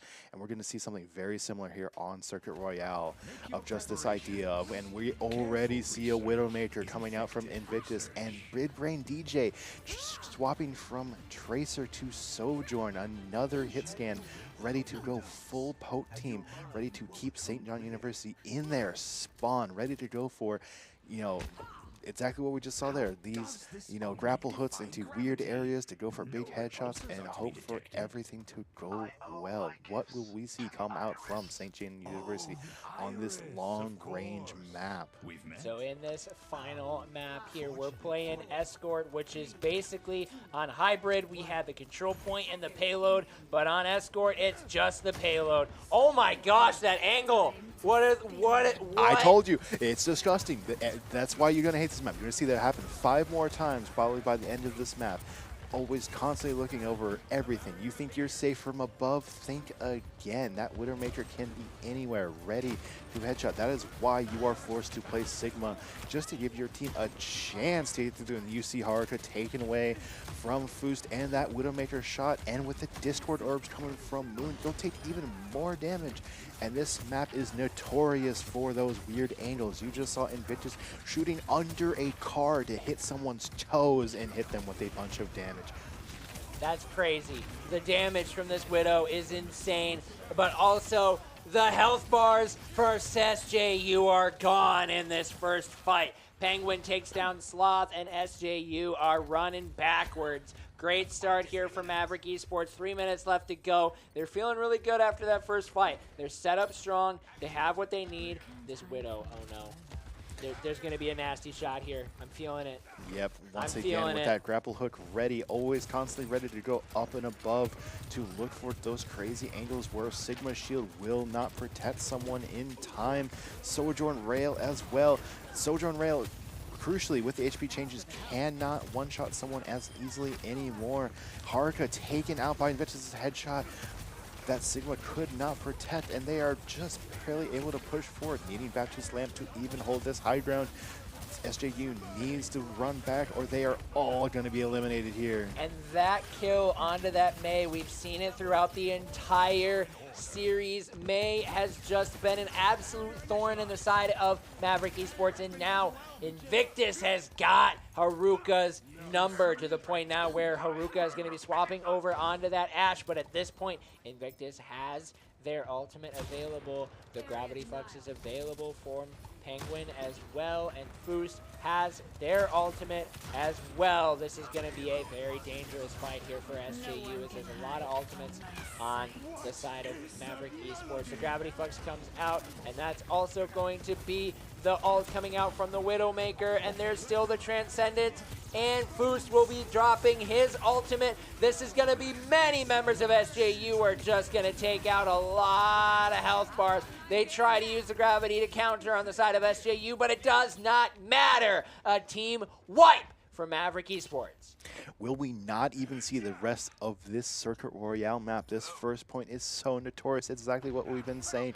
How do you get through these sightlines? We haven't even seen the worst of this map going up the next corner. This first point is so crucial. Circle Royale is, again, notorious for these first point holds, all of these funny angles, all of these whip shots going to different angles. You know, where do you even look half of the time? Baptiste Window coming out, trying to get this corner, get something going for SJU. And finally, SJU might have an opportunity here as the railgun comes out for that sojourn. That's going to be 2 members of Maverick Esports going down. They're so close to getting to that first point. Maverick Esports is going to be forced to back away as more members are getting brought low. DJ is going to be hurting, but this is going to be huge if Maverick Esports can stop here with only a few seconds left. They finally get on to that first point. Now here on the second point, will we see even more funny angles? Also notorious, as you see those little signposts on the corner, on the right, you can actually shoot, you know, just barely under them. There are so many different ways to just get your gun, and we're seeing it right now, right there. Just not being able to see anyone just yet, but constantly repositioning to put pressure on the enemy team. Sigma solo pushing the point and having to grasp away, giving up all of that space. No one can beat the corners. Look at this, with those walls open. Get your head out of there. Do not even think about looking at Invictus on this Widow at all. This is going to be a very scary situation for SJU, but Maverick Esports continue to hold the line. 2 minutes left to go. And oh, Invictus gets a nasty shot that doesn't quite find anybody. But at the same time, that is a lot of damage that SJU, I know, they don't want to be taken, especially in a situation like a map number 5. Maverick Esports have been continuing to hold the line very strong here. Big Brain DJ will be taking down Sloth, and Penguin will be going down as well. It's a tank for tank trade. Bappo will be the one to fall next. That is one ultimate now knocked out of this fight. Haruka will be the next one to fall, and Maverick Esports have put in the work to put SJU back in their place. And again, crucially, having both Baptiste and Zenyatta, that Baptiste window giving Invictus double damage through it, but was not able to find anyone. But these, you know, very crucially weak, immobile Baptiste and Zenyatta get stuck halfway up the ramp, getting shot from so many different angles. Walls coming out from Jake on the side of SJU. Everyone's gonna have to look around, but they're up on this high ground. They're not really in that much danger yet, but SJU is continuing to push that cart up the corner. Much better position coming out from here. They might be safe with any weird angles. Able to continue going with 45 seconds left on the clock on this second point. Let's see this fight. Window coming out. Revitter Flux coming out as well. This fight could be the fight to determine this round here. Maverick Esports have got 2 members down on the ground. This is not what you want to see if you're Maverick Esports. They got to get back over to try and stop this push. There's only a little bit left as SJU is continuing to move the payload, and that will be DJ going down. More time will go on the clock for SJU as they are in the final point. They only have a little bit farther to go to secure this to be as comfortable as they could possibly be going into their defensive round. A minute and a half to go. Maverick Esports have got to really hold the line here. Let's see what they're going to be doing here with just a little bit of time left on the clock. Now we're to the only point of the map where snipers are still very good, but it is a little bit shorter range. But there is not a single point on this Circle Royale where you want to be an attacker. Everything is disgusting. Look at this Widow so far back out of sight lines that Ash cannot do anything. Invictus, you're disgusting. Just destroying Haruka on that Widow. And it's just nasty. Yeah, the crucial damage fall off. Ash actually hitting Widow and barely doing more than like 30 damage to him with a Zenyatta orb on him as well. Walls coming out and another disgusting headshot. Arca going to be feeling all of that and another shot onto Baptiste. Invictus. Gas yourself up, brother. You are hitting the shots with only those 35 seconds remaining.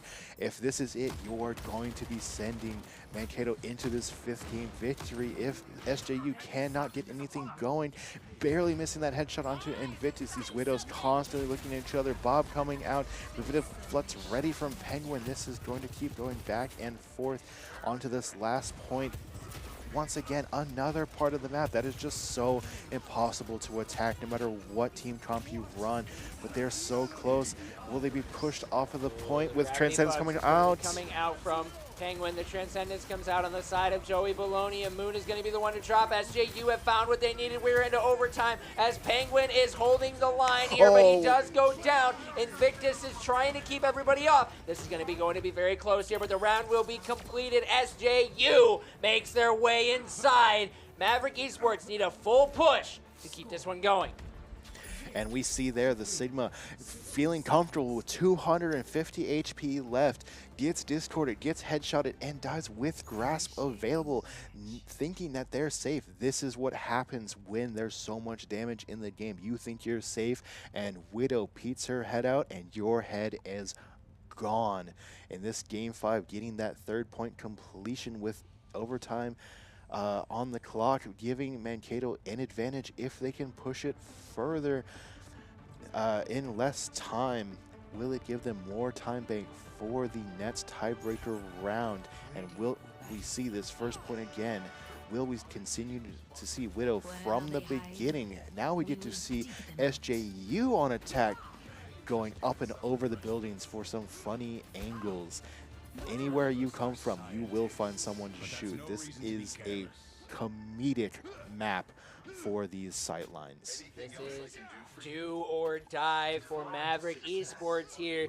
They have 3. They have to push all the way and faster if they are going to be winning this one to keep their undefeated season alive. They have fought tooth and nail, reverse sweeping Oklahoma Christian University and fighting hard to get their 2nd win. Now, if they're going to keep going at 3-0, this is where they got to do it. It is right here, right now. This is the game to watch. You do not want to miss what Maverick Esports are going to be cooking up here as Invictus once again on that Widow. Maverick Esports immediately getting a lot of pressure right off the bat. They got to get through this first major choke point here. It's going to be a little bit difficult, but we are seeing Jake on the Widowmaker from the side of SJU. We have Haruka on the Ash, and this is once again Invictus doing what he does, taking out so many members, taking out health bars, and Maverick Esports are getting a lot of ground right away. SJU is getting forced to back off since Bappo was taken down early.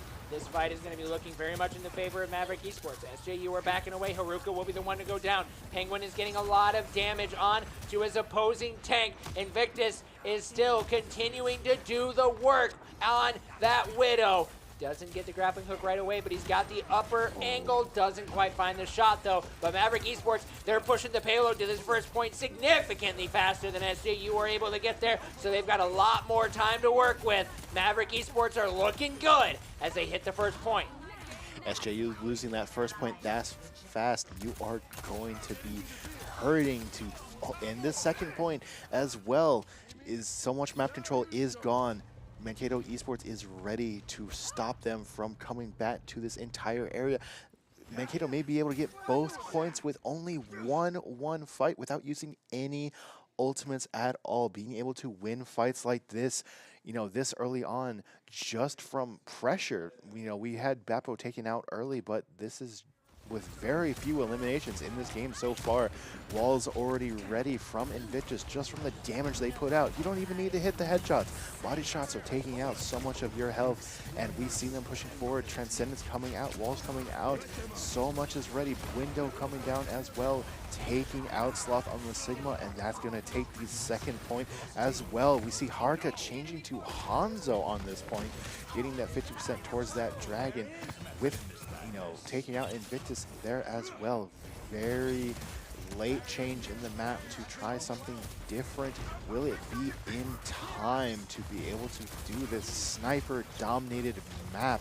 Big Brain DJ with Overclock ready. Penguin with Gravitic Flux ready as well. They just have ultimates ready to take the map control on the crucial parts of the map that are so hard to take. This upcoming corner we saw on the defense round from Mankato Esports is how difficult it is to take, and they've just been sitting on this cart. 5 minutes remaining to be able to take this 3rd point. I don't know what you can do at St. John University to hold something like this. Maverick Esports have so much time to play with here, and they are going to make full use of it, continuing to keep the pressure on. They have 2 ultimates available. DJ has 1, and Penguin has his as well. Bappo is going to be popping his wall, but it does not look like to find anything. Gravitic Flux will get dropped, but doesn't find anything either. The Dragon will be coming out on the side of SJU once again. Only finding Invictus, though, and this is still a fight that Maverick Esports is going to be doing a pretty good job at keeping damage up. Moon continuing to throw those orbs out. You can see Zenyatta trying to put in the work, but Moon eventually does go down. Now, this is still, the railgun is available for Big Brain DJ, but he's going to be falling. SJU finally find a break in the Maverick Esports onslaught, but they still have so much time to work with as Penguin makes his way back over onto the point. He's going to be losing a lot of health here, but the rest of the team is going to be there. Moon has shown up to give him that Orb of Harmony, and you can see all of that health going back. Invictus with another disgusting shot onto Jake. Oh my goodness, that's Invictus with the triple. He is just not going to stop on this Widowmaker. He is continuing to find shot after shot after shot. The railgun is going to be getting popped. Nobody can hide from the side of Invictus as that ultimate will be going down. That's going to be Joey Baloney hitting the floor as well for SJU, and Maverick Esports continue to push. SJU have to get onto this payload, but it is not going to be happening here. They have mainly able to keep it contested for just a little bit, but Maverick Esports are in there. They have 4.5 minutes to work with as we go into our tiebreaker round. A tiebreaker round on map number 5. This is an extraordinary match of Overwatch to be watching right now, ladies and gentlemen. You do not want to miss the end of this. Again, with SJU using so many ultimates just to hold part of that 3rd point, did they use too much at one time? Nothing left in the bank. You might have won the fight, but will you win the war? Losing crucially with 4.5 minutes left onto somewhere they struggled at the beginning to take the first point on Circuit Royale. Can they take it this time? Can they hold? Can they take it? It is such a difficult part of the map to play with. You know, staying hardcore, staying on this Hanzo, hoping for some, you know, good shots. But again, with the HP changes and the hitbox changes, Hanzo is shooting, you know, the biggest lods in the world at your head, but it will not take you out in one shot anymore. Just barely. All we need is one Zenyatta orb, one shot from Baptiste to put you down, and then that headshot will take you out. But it needs to combo with your team, and with Sigma's shield continuing to protect the team, it might not be enough. So it is still up to these Widowmakers on Jake and Invictus of both teams to show what they can do on this sniper map.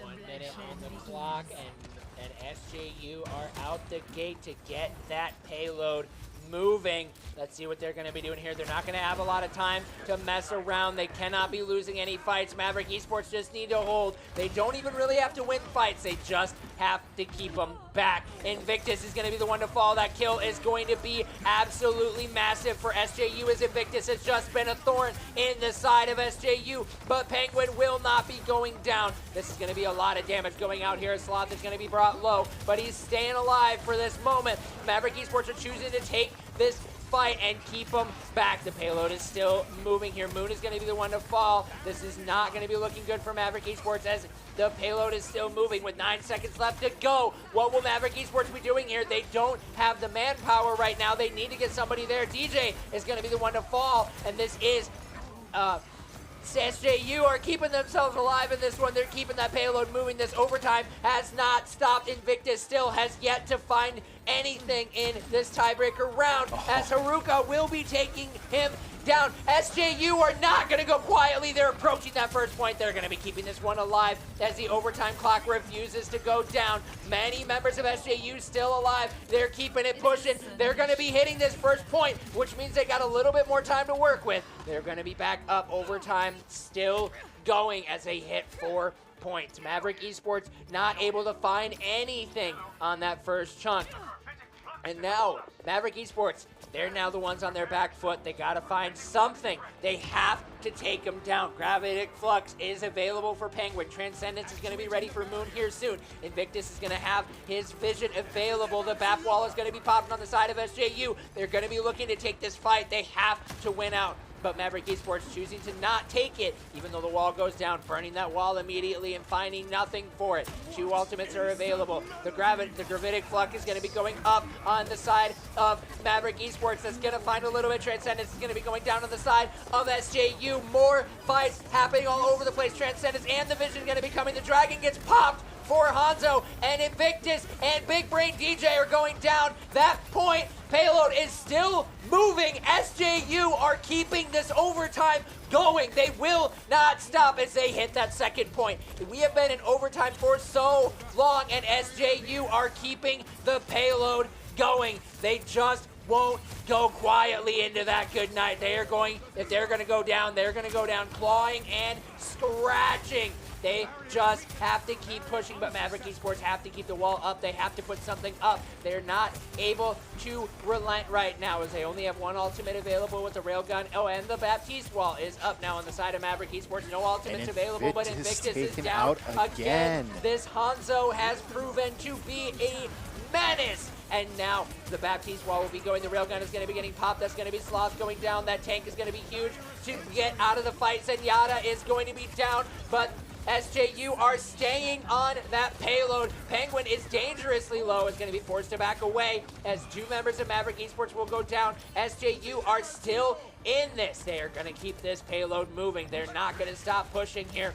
And this is going to be a hamster ball here ready to go for Sloth to keep pace, keep moving fast. Invictus has to find some of these shots. Does get some damage off, but Jake is going to be the one to take him out on that Widowmaker. The payload is still moving. The Sojourn is trying. Moon takes down Sloth. The Gravitic Flux comes down, finds a few. More members of SJU go down, and the round will end with SJU finding 5 points and 70 meters here. Maverick Esports have 4.5 minutes to do the same and get a little bit better. That swapped ball from Sloth just getting to that point in time. I can't believe that the supports from SJU were able to sit on the point long enough for all of their team to come back and continue fighting to that 70-meter point. Can Minnesota State University Mankato with 4.5 minutes on this first point get through? But again, this first point of Circuit Royale is absolutely devastatingly evil for both sides.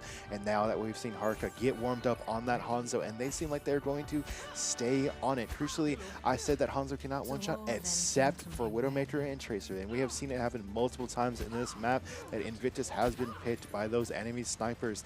Don't let it get into your head, Invictus. You need to win this for your college, for your university's esports program, for Minnesota State University Mankato to stay 3-0.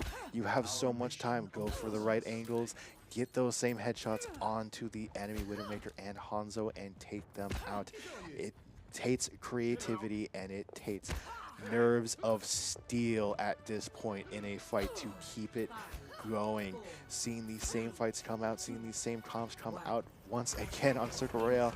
I talked about being exhausted. The casters are exhausted. The players are exhausted. This is as long as this can go, pretty much.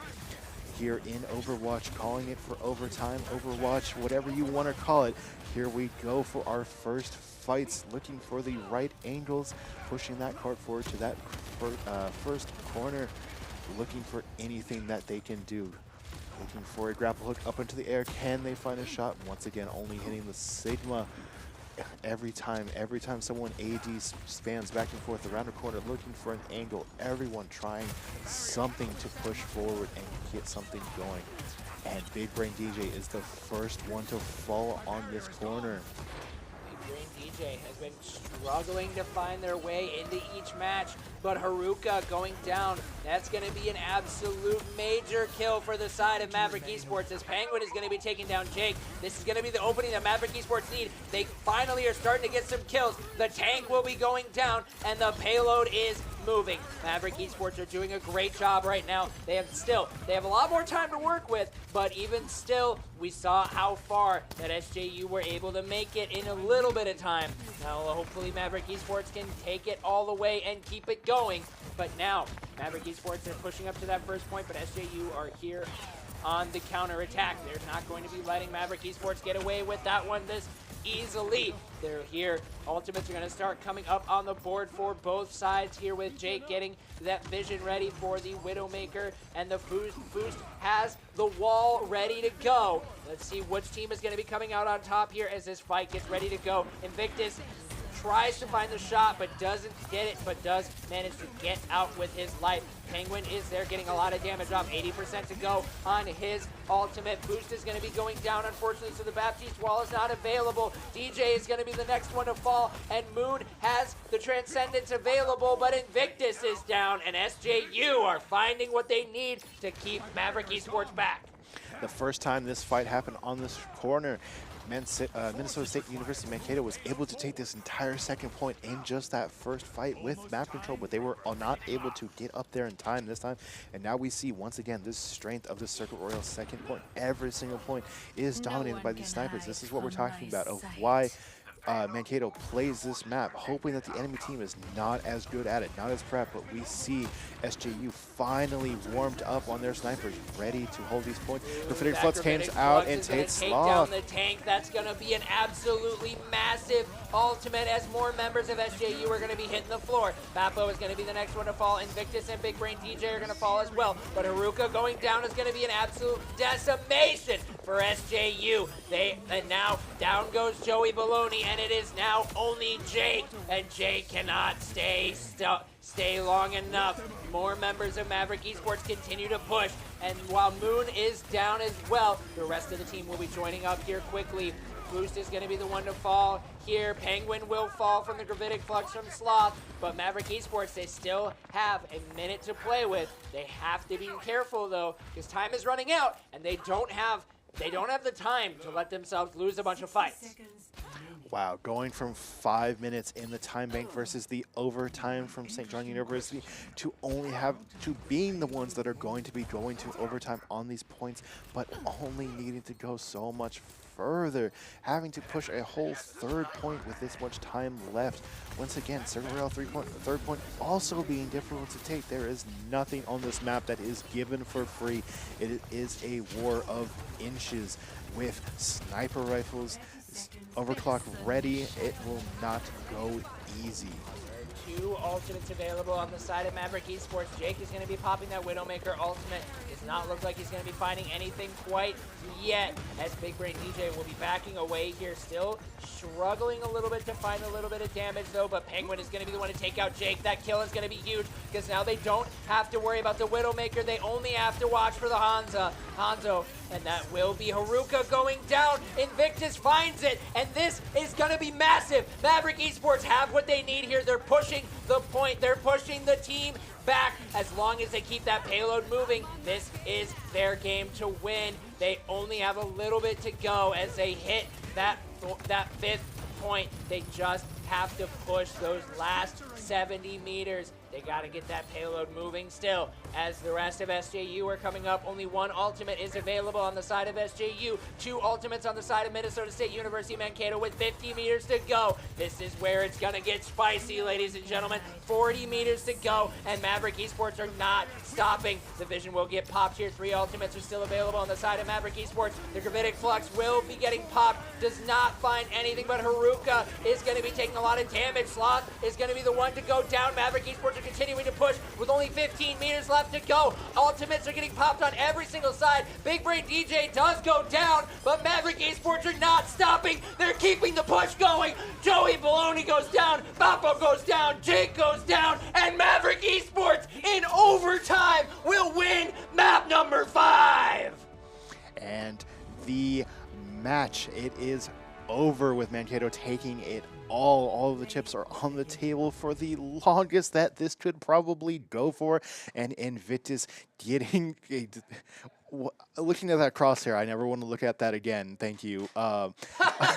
What is that crosshair? I know no one else can see it, but the biggest crosshair you could possibly have is just showed up on that play of the game from Invictus' Widowmaker, which is exactly how you should play Widowmaker. Just block out the rest of the screen except for that tiny dot with everything you can and focus. And that is how Invictus was able to stay focused even after getting picked multiple times in that second round, able to stay out of their own head, lock in, and get this 5th game win for Minnesota State University Mankato versus St. John University. And with that, our Maverick esports team here stays undefeated in their season after a banger of a Game 5 series. This was one of the best Overwatch matches that I've been able to cast here with the boys here at Minnesota State University Mankato. Thank you guys so much for being a part of this, but don't go anywhere. We are not done with the esports action here at Minnesota State University Mankato, as coming up in just a little bit. I don't know what the exact time is, so I'm going to check here. In about 5 minutes,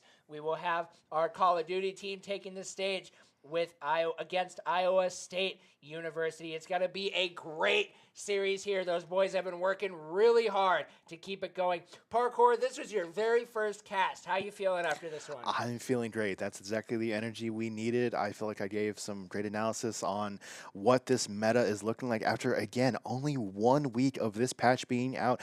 Both teams here had to adapt to some crazy big changes, probably the biggest changes Overwatch 2 has ever had in its history.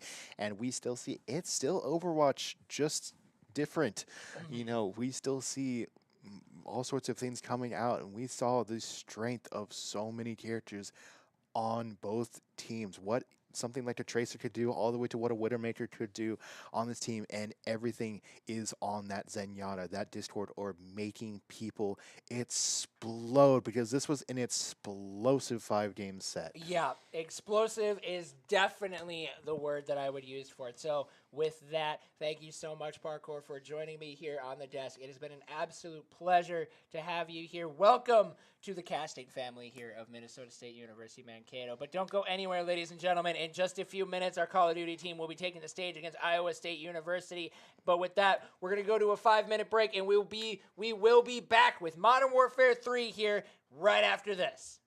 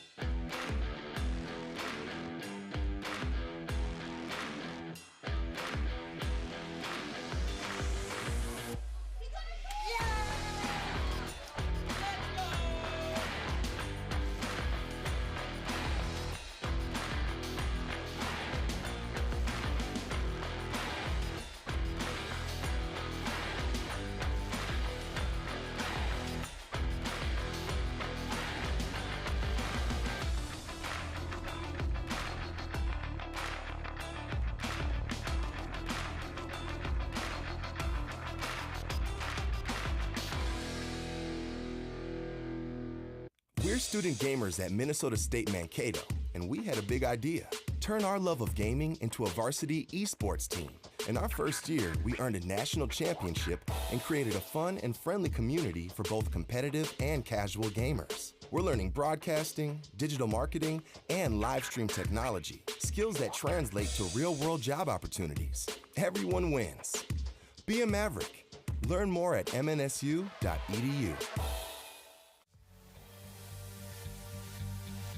Sports without the physical activity, that's kind of how I explain it. It's just like regular sports, but behind a computer. I love the idea of esports. I think this has potential to grow and to engage a lot of students. Gaming with my parents, it did not go over well in the beginning.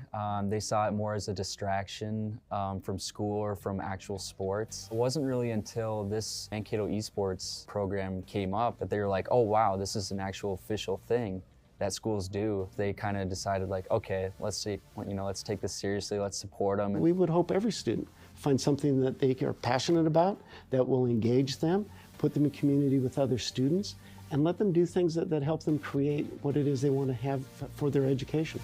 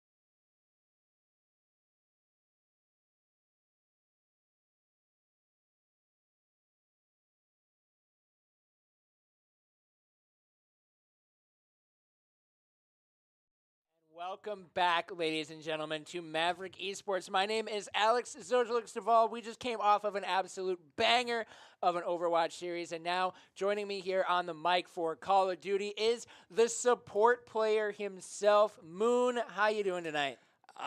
Exhausted after that, I'm gonna be honest. Yeah, I mean, honestly, it was a lot closer than it needed to be. But you know, we won 3-2. I mean, close games are always gonna be stressful, but we closed it out in the end, so I can only be happy with that. Absolutely. And here we are now. We have our Call of Duty boys loading up onto Hardpoint right now in Skid Row. They're going to be clashing against Iowa State University here in, looks like we had a little bit of a lobby bug. That's all right. We'll be right back into that here very quickly here. But we're going to be playing in the College Call of Duty League, which is a separate league that is played. They played in a qualifying for the top division, and they are competing against some of the top teams in the nation here in Call of Duty, and they have been putting in the work. I've been talking with Fluid a lot. He recently had a spotlight on our social media, so if you guys want to see that, you can hear a little bit about our Call of Duty freshman Fluid. You can check out our social medias to see that there: Twitter, TikTok, Facebook, Instagram, and LinkedIn, where you can see him getting highlighted and talking about his journey here. But he is, I swear, every time I come here, like, his game doesn't start till 8, and he was here at like 5:30 warming up. Oh yeah, no, these COD guys are here early. They warm up for like hours before, and I have big respect for them. I like talking to them and figuring out what they think about this, and so it's always exciting watching them. They're really good. Yeah, they're a really good team. They've been working really hard. I know they have just been absolutely locked in and ready to go. I know one of the things that, we've talked about a lot of times is Maverick Esports is I always feel like we've been kind of teetering on the edge of becoming one of the titans of college esports. And I feel like this semester is our semester. I mean, we're seeing it right now. Your guys' Overwatch team is at 3-0 right now. You're undefeated, coming off of not having an Overwatch team for a while. You guys had last semester to kind of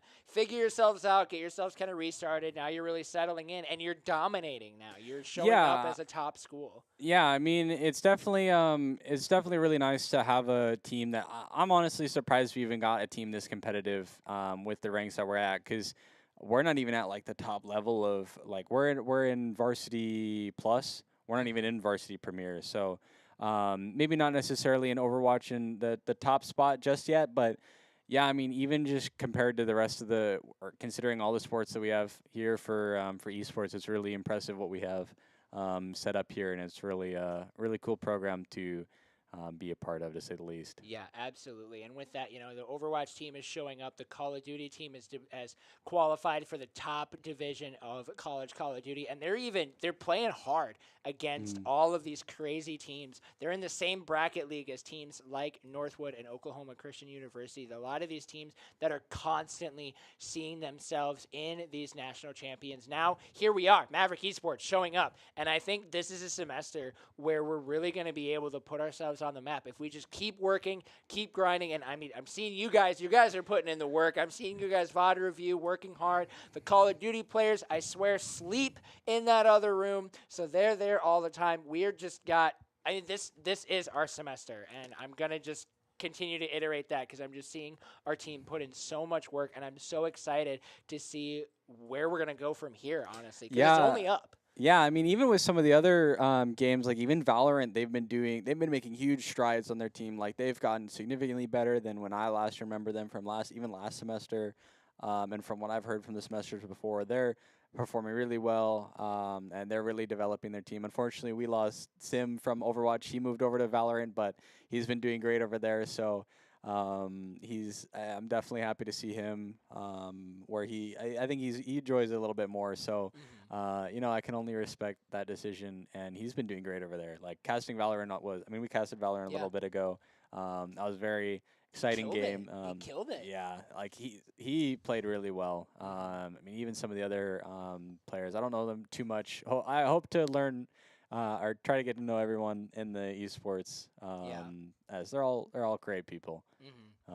But we should be getting started here with some Hardpoint, as we'll be counting down Be interesting to see what's going to happen here. It's really going to be up to how they can keep the pacing going and carrying their momentum from point to point as we get started with 5 seconds on the clock with Hardpoint is a very, very fast-paced map. You know, you don't have to worry about any live limitations or anything like that. Just straight up king of the hill. So let's see what the boys are going to be pulling up here. Maverick Esports first onto this point here. Some Suntex grenades are going to be going out, and it looks like ISU is going to strike first blood with a team kill, getting, unfortunately, their own teammate. Nothing quite yet to be seen here, though. It does look like some members of ISU are looking to make pay.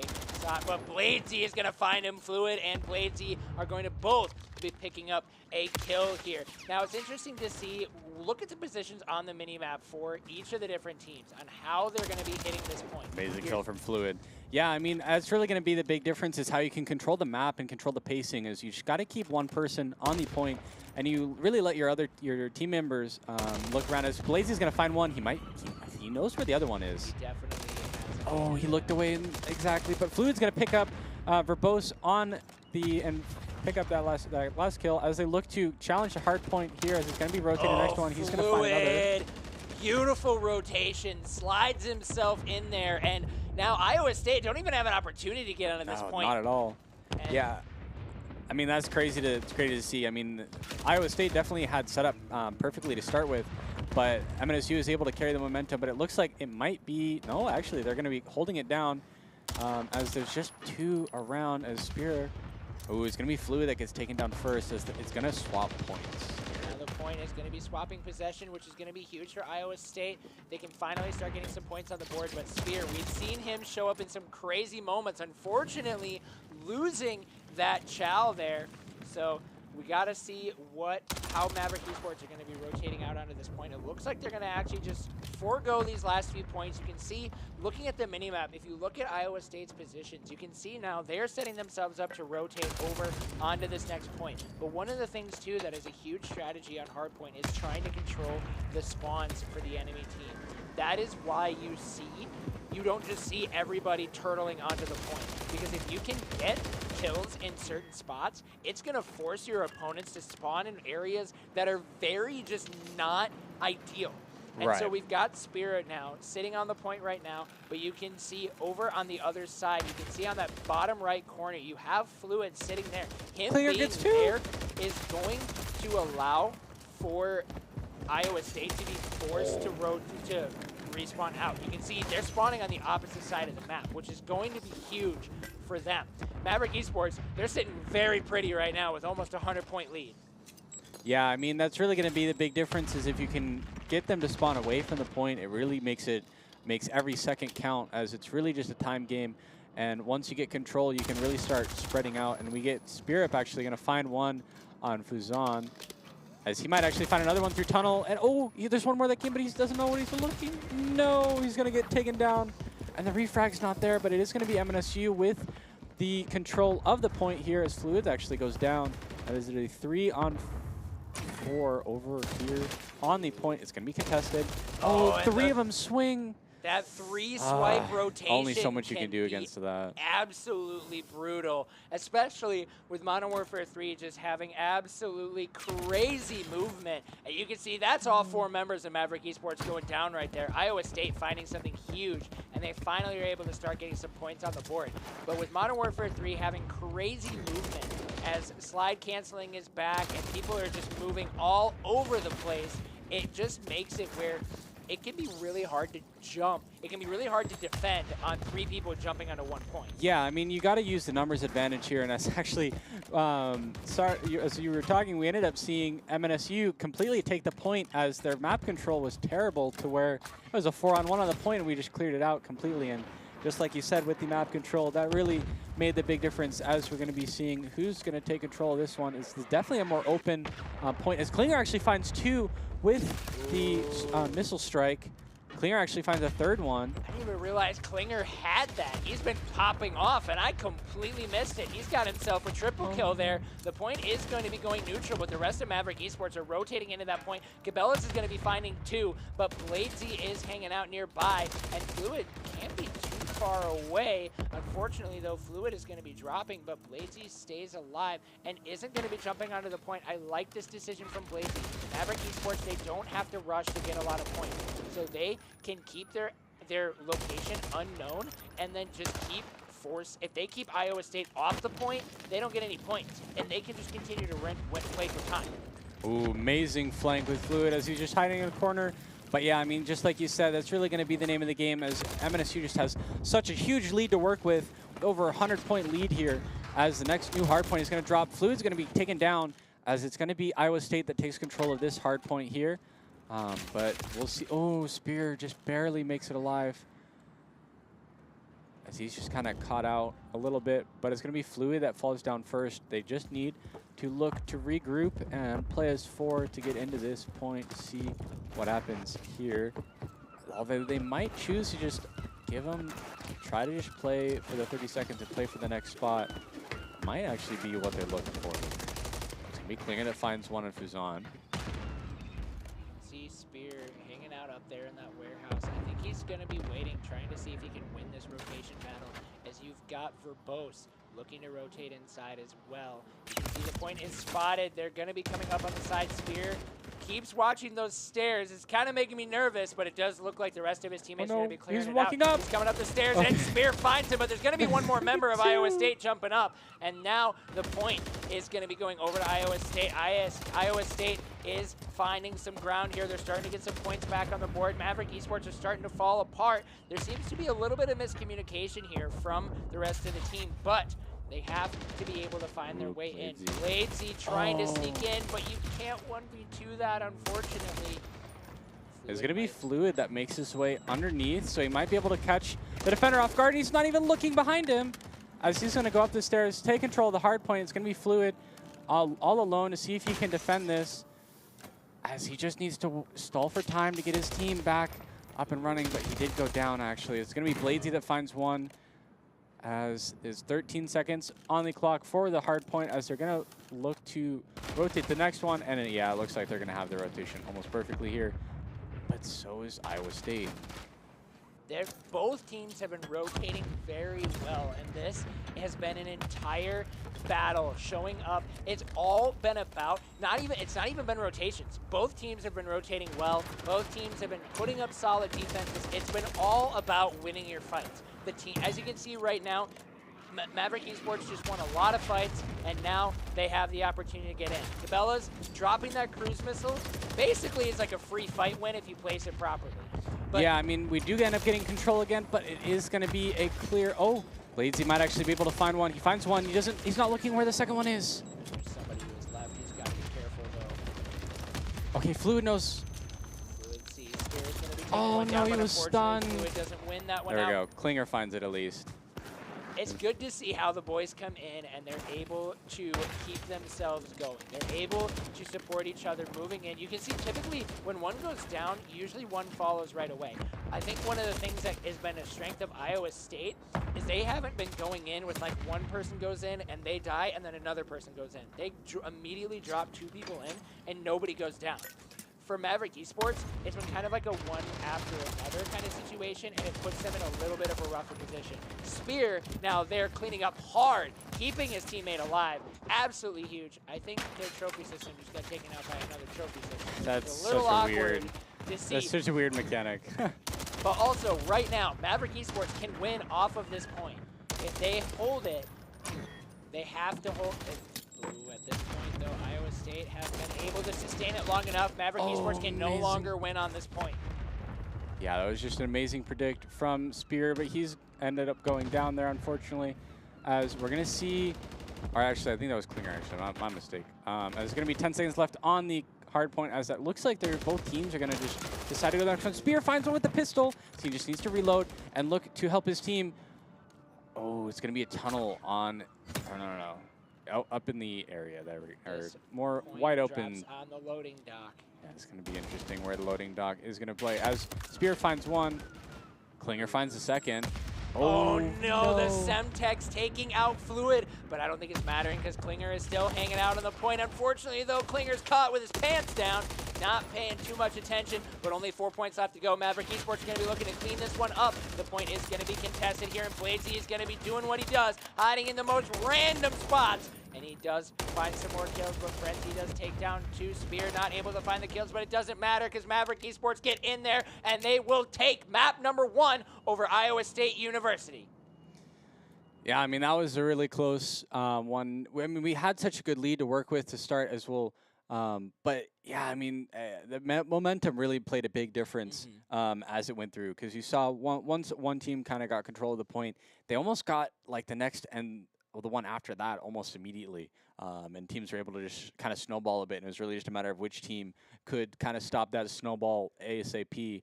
And clearly this time around, it was MNSU that was able to keep it longer and keep it going as they win map 1 here on Hardpoint, as we'll be going to Search and Destroy on Karachi. Is that how you say it? Okay. Yep, we'll be going on to Karachi, which is a pretty normal map that we see a lot for the Search and Destroy game mode. It's going to be really interesting to see how the boys play it out. Obviously, Hardpoint being actually, Call of Duty, I feel like, is just an esport that's all based around momentum. Once you find that momentum early, it's really easy to carry it on. But if you lose the momentum early, it gets real hard to claw your way back. Yeah, I mean, it's definitely got a big snowball effect, especially when it comes to the spawns. Like, just because the spawns, like, compared to at least, like, I'll take Overwatch as an example. Overwatch has the one spawn location. COD, it's kind of all over the place. Obviously, Search and Destroy, it's a little bit different. They start in the same spot, but you only have one life to work with. And sometimes that really does make a difference on who can get that first pick in Search and Destroy. Now, I think Search and Destroy seems to be probably the least snowbally of the 3. Yeah, it definitely is the one that is, yeah, I would definitely say it's the least snowbally because each round is basically like a full reset. Right. You don't really have it in a situation like Hardpoint where you can get stuck for a while. Hardpoint, you can have it where you just aren't able to find the rotations. You're not able to win and out. But in Search and Destroy, one round goes bad. A lot of times you can just say, all right, this round isn't our round. We'll move on. We'll clean it up. Boom. Everything resets. You're back to it. You don't have to worry about it too much. Yeah, I mean, and that's exactly what I mean, right? Like, when you get that, like, moment and breather to reset, it really makes a big difference. And on something like Hardpoint and even Control, you really don't get breathing room to work with. Control, like, especially, it feels like it's even worse. Oh, yeah. Control, I think, is easily the most snowbally out of them. Because if your momentum fluctuates no matter on which side you are, then it could be over and you've got limited lives to work with. So you can't just start, like, panic and trying to throw yourself into a point because then all of a sudden all your lives are gone. Yeah, and especially if you lose control of, like, one section of the map, it really starts to just snowball and it's almost impossible to get the recovery. And yeah, I mean, sometimes that's just how it's going to play out on the Control. But we're going to be talking about Search here.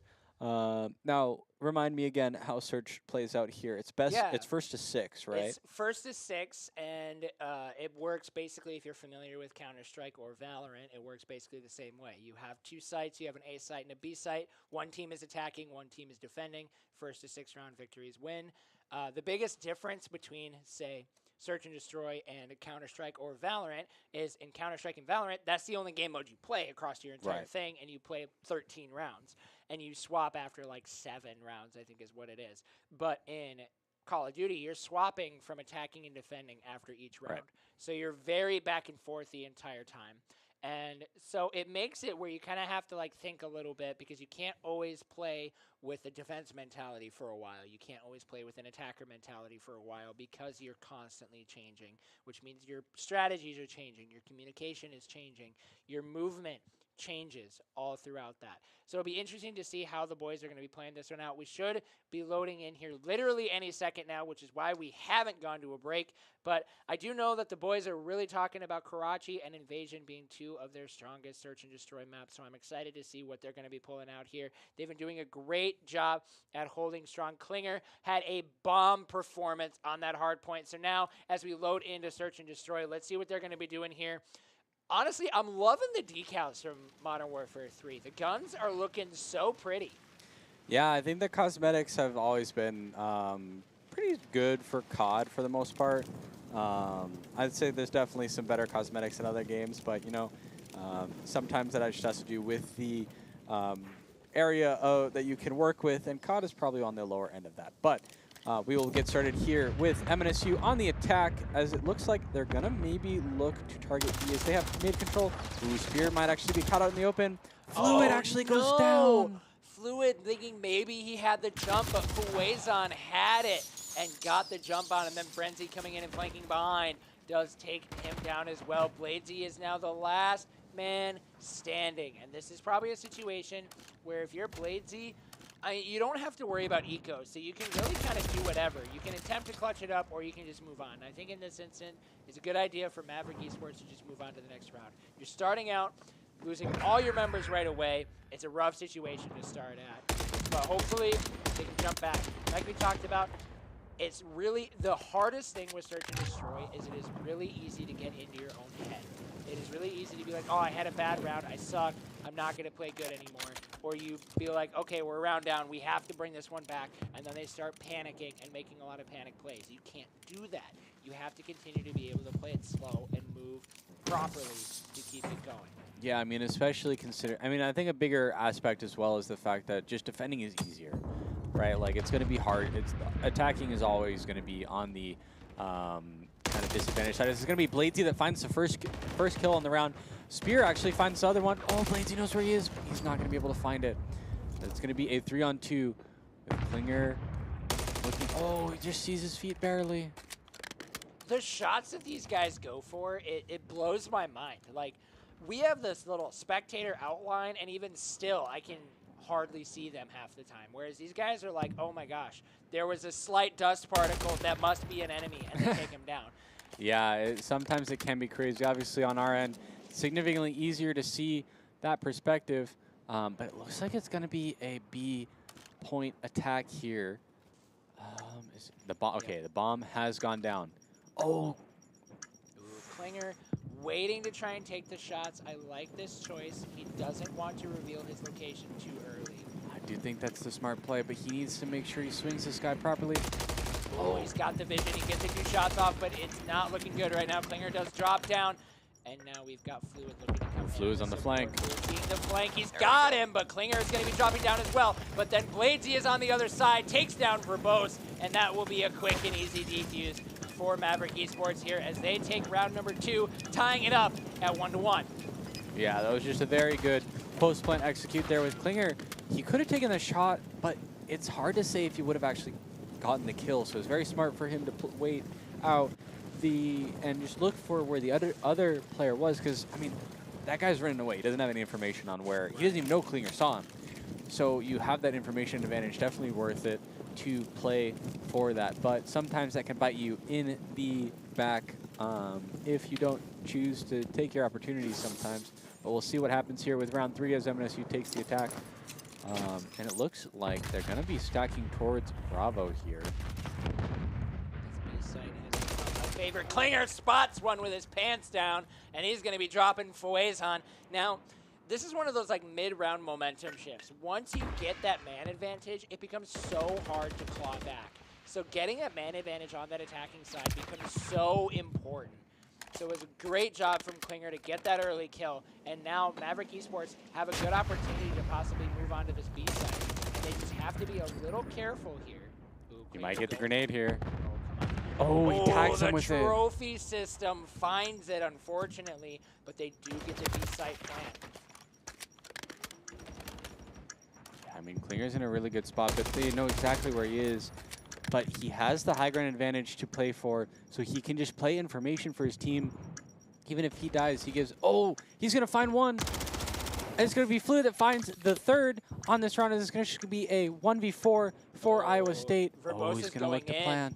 He's going for the defuse, but it doesn't matter. Maverick Esports is there. That's the second round. 2 in a row right there. Maverick Esports find what they need. They get the attacking round victory, and you can see that final kill here. Spear.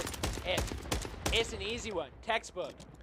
Yeah, I mean, I think you got to give it to him. I think he made a last-second decision. They could have gotten it and snuck it through with defuse. Sometimes it happens, but if a team is playing smart enough with those 4 players, it's not going to look good on a 1v4 scenario for literally anyone in this game, it seems like. Yeah.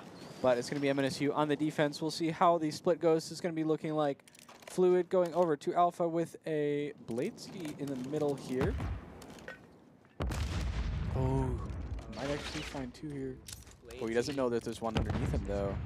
This is a scary situation. Bladesy holding this angle is smart. Ooh, and Fluid is going to be picking up 1 right by where his teammate is, though. And they still don't know that he's there. It looks like somebody's getting spotted out. A fight is going to be breaking out, but Spear is going to be the one to back away. He definitely has an idea that there's somebody over there. He's just got to be careful. I love the fact that you can reload while ADSing. It's so nice. That's an interesting Spear quality. gets Like, a visual, forces him to drop down. it's going to be Klinger that finds it. Goes down. Yeah, I mean, the ADS reload thing is a little interesting, to be completely honest. But I guess it makes sense. Nice quality of life. It's going to be Fluid that takes a few shots, but it's going to be Klinger that actually finds one on Verbose, as it's going to be down to the last man of Iowa. Wow, Maverick Esports snuck that one. He That got was a deleted. crazy ending. Oh, he literally climbed right up into them. Yeah, you can't climb up into Fluid. You're not winning that. No, not at all. Like, it's just not happening. Fluid's sitting 4-1 right now. He's having an incredible game of Search right now. I mean, the boys are doing great. They're up 3-1. This is exactly what you want to see when you are in a Search and Destroy, especially when you're a map up. You have so much padding to work with. They're feeling good right now. And especially too, you got to be careful when you're making those choices. Obviously, if you're Iowa State, climbing up, you don't really have too much of a choice. But when you're climbing up right into the barrel of an AR, you're not going to be winning that one. Yeah, I mean, it really can. Oh, my God, that guy got Klinger! deleted by Klinger. Oh, Klinger is going to have high ground control with a 4v3 right now. So he's going to be able to maybe, doesn't find the second. Gotta be careful though, because he might rotate around and find him. Bladesy is going to be looking to reposition himself. They do have the bomb down on that B side. He's going to be forcing the hand of Iowa State. Klinger finds one. Bladesy finds one. There's only one member around, and Frenzy is going to be rotating around to take down Bladesy. If Frenzy's got another one, it's down to Spear and Fluid, and it doesn't matter because that will be the final kill. The pistol kill comes out again, and Maverick Esports are just continuing to bulldoze through the lines of Iowa State. Yeah, I mean, you saw an amazing play between Klinger and Fluid there. Or sorry, who's the other guy that was on the defense? Spear, sorry. Between Klinger and Spear, they actually got the crossfire on the second guy there.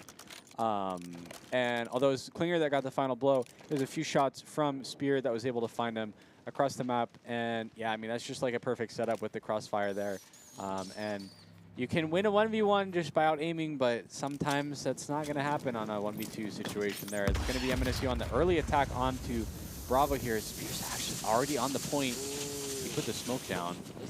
I like this play from Maverick Esports because Bravo has been such a favorite site from both teams that Spear now has with this nasty angle. Unfortunately, Fawazon finds him and then gets spotted out and killed. Ooh, Fluid finds one. He barely manages to keep himself alive to put himself on a 5 spree. Klinger is going to be picking up Verbose as well, but down goes Klinger, and it is a 2v2. Bladesy and Fluid are the last ones. Bladesy! Amazing grenade. Not let Cabela's win that one out. He sees him. He's 2 HP. Beautiful rotation out. Fluid is going to be going down. It is a 1v1. Bladesy versus Fawazon. Bladesy's got the rotation out, but Fawazon does get some damage out as well.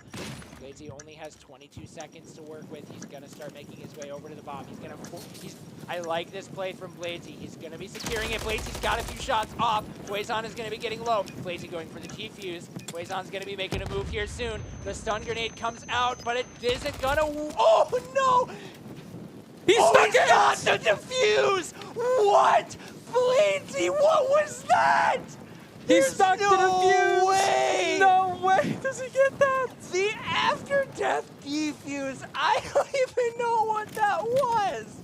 What the heck, Bladesy? Round number 6. Maverick Esports keep the momentum going. That was incredible.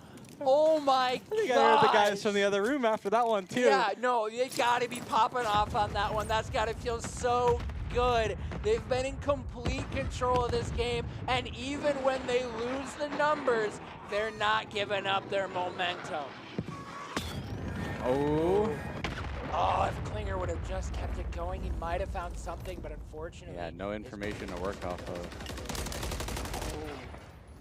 He's so low. They're just barely able to get out. Oh no, Klinger. Fuezon finds Klinger. But the bomb is already planted over at B. The cruise missile worked out very well for Maverick Esports because they're able to use it to force the other team off the point. And now they're in a 3v3, make that a 3v2 scenario as Fluid takes down Cabela's. And the bomb is down, which is going to be forcing Iowa State to make some moves here. If Maverick Esports win out this round, that will be the map. So they just have to hold it. It's a 2v2, Bladesy and Fluid together. Bladesy knows that he's got it. There's got to be somebody there. He doesn't know that he's there. Fluid is the last one standing. Fluid's got to be going for it. Ooh, Oh, he doesn't have enough time to defuse. no, he can't defuse it. That's going to be it. Maverick Esports is going to be winning that one up. Spear literally ran in, or Fluid ran in and got killed by the bomb, and Maverick Esports take map number 2 in a crazy search and destroy game. I'm still in shock after that. That game sit. That map 6. That round 6 was crazy, but also Fluid 8-2. Yeah, it's just I don't know how you can compete with that. It's just crazy. Fluid is just so unstoppable right now. He has just come in and just dominated throughout the entire game. Yeah, It's crazy. yeah. I mean, they really played very well, honestly. I mean, they dropped one map, which I mean, yeah, sometimes it's just gonna happen, right? In Search, it's not uncommon to lose one map, even if you go 6-1. Like I feel like 6-1 is probably more common than 6-0 at the very least. Oh yeah. But I think it's just a crazy way to end on those last 2 rounds with a literal frame, like perfect defuse. Yeah, I don't even know. Like, he was dead. It just the fact that that defuse still happens seriously kind of blows my mind. But it was such a great moment. I think it's because the defuse went like as he actually died, but the round like lasts a second longer. Like I don't know, it's weird. It's just weird that even happened. But you know, I won't complain. And with the last round as well, with a very solid last kill on Fluid to leave no time remaining for the defuse, as we'll be getting started on control on High Rise here. And we'll see what these teams are going to pull out from here. And just like that, Maverick Esports, they're only one game away. They're only one map away from winning this 3-0, and getting a 3-0 sweep in a CCL match is going to be feeling good. That'll put them at a 3-1 for their record, keeping themselves up at the top of their bracket, continuing to work hard to get those playoff spots. Maverick Esports are going to be up on the attack here as we get started. And let's see what they're going to be doing here as we pop into the game. Fluid is going to be finding... Fluid definitely sees him, but Frenzy is going to be picking up a 2-piece here.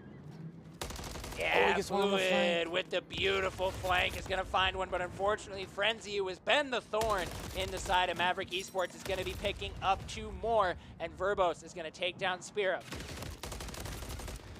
Ooh, Klinger doesn't find him, but it is going to be Fluid that finds the refrag on that one. Oh, can they find Frenzy? Frenzy's looking on the flank, but Bladesy is the one that might be in his crosshairs soon, as they're just kind of rotating around each other. There's going to be Fluid that goes down. Klinger, or Fluid finds one, but Klinger's going to go down. He's going to go down as well. This is, I'm noticing, looking at this map, it is such a small map. It is so, for Control. Normally Control has a lot more space between points, but you can't just like give up one point and move to another. It's so much harder to get yourself set up. And the fact that now Maverick Esports are finally able to start making a move onto this B site, and they're starting to get some progress is nice. They have 23 seconds. Bladesy finds a grenade. They're still down some lives, but they're starting to get some progress, which is going to be huge. They only have 18 seconds left to work with, though. Klinger has to figure out a way in. Unfortunately, Fuezon is going to be finding him. Fluid is going to try and move here. They've got 10 seconds to work with. Fluid is going to be getting the jump shot around him. He does drop down. Fluid is going to be dropping down into the A-side point. This is going to be huge. Maverick Esports might even have an opportunity to move over onto B and start getting some progress on both sides. This is going to be huge. Fluid does get dropped, unfortunately. Blazy is now getting some progress over on the B side, keeping things contested, but unfortunately, that's going to be a lot of kills going through, and Maverick Esports cannot jump onto the points fast enough, and Iowa State will be striking first in round number 1. Yeah, I mean, control I've always felt is really, really difficult for the attacking side. Like search, it feels less so, but like on control, especially on this with them so close, you really need to be very, very heavy-handed with the team wipe to even get even 1 point, let alone 2. Absolutely. And like I was saying, this map is just so small. It's so hard. No matter what, you are going to be fighting for both points at the same time, whether you like it or not. A lot of people will just be wanting to fight for one usually, or maybe try and go for like some sort of funky distraction play, but you really can't do that on this map because there's just not enough room to work with. But Fluid finds a beautiful flank, picks up 2, and this is now looking really solid start for Maverick Esports, but unfortunately Fluid's not watching the ladder, gets spotted out and gets killed, and now that side is gone for Maverick Esports. Yeah, I mean, it's going to be rough, but no point has been taken just yet. Spear actually finds one on the alpha point here. It's going to be Klinger that's going to be looking to charge into their spawn. Might find one in the window. Gets 1, gets 2! And Klinger is just disgusting on that AR. He has been such a crown center point for the team. He spawn kills him again. He's just disgusting. You can't do that. Klinger, you can't do that! Klinger, stop it! What are you doing? I mean, keep doing it, but like, jeez! He's got a multi-kill there, and now he's sitting at 9 and 7. Any sort of KVD discrepancy is gone. Oh no, he's gonna get dropped out. How do they not know he's still there? He finally gets to, like, I don't understand how he got away with that. That was crazy. He got away with that for so long. Yeah, it was just very impressive plays from Klinger there. As we'll see, as it looks like it's gonna be a Bravo contest first.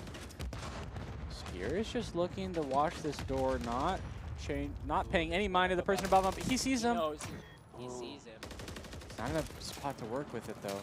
Maverick Esports get control of that A side again, but Fuezon makes his way back over onto A, and that's going to be some progress maybe happening here, but unless Bladesy has anything to say about it, Bladesy might be walking up. Spear finds 3! That is a huge play, Spear!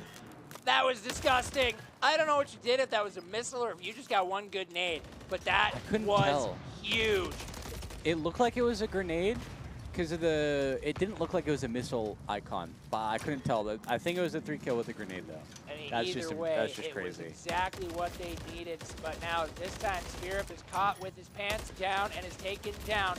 Now Iowa State can only respawn one more time before they are in a very scary situation. This control map is going to be so fast, and that kill from Fluid is huge because that takes out so much time that Iowa State has to work with as they only have 2 members remaining. Fluid trying to get a cheeky kill through the banner there, but it is now 11 lives to 1, and Fluid finds the final member, and that will be Maverick Esports tying this one up 1-1.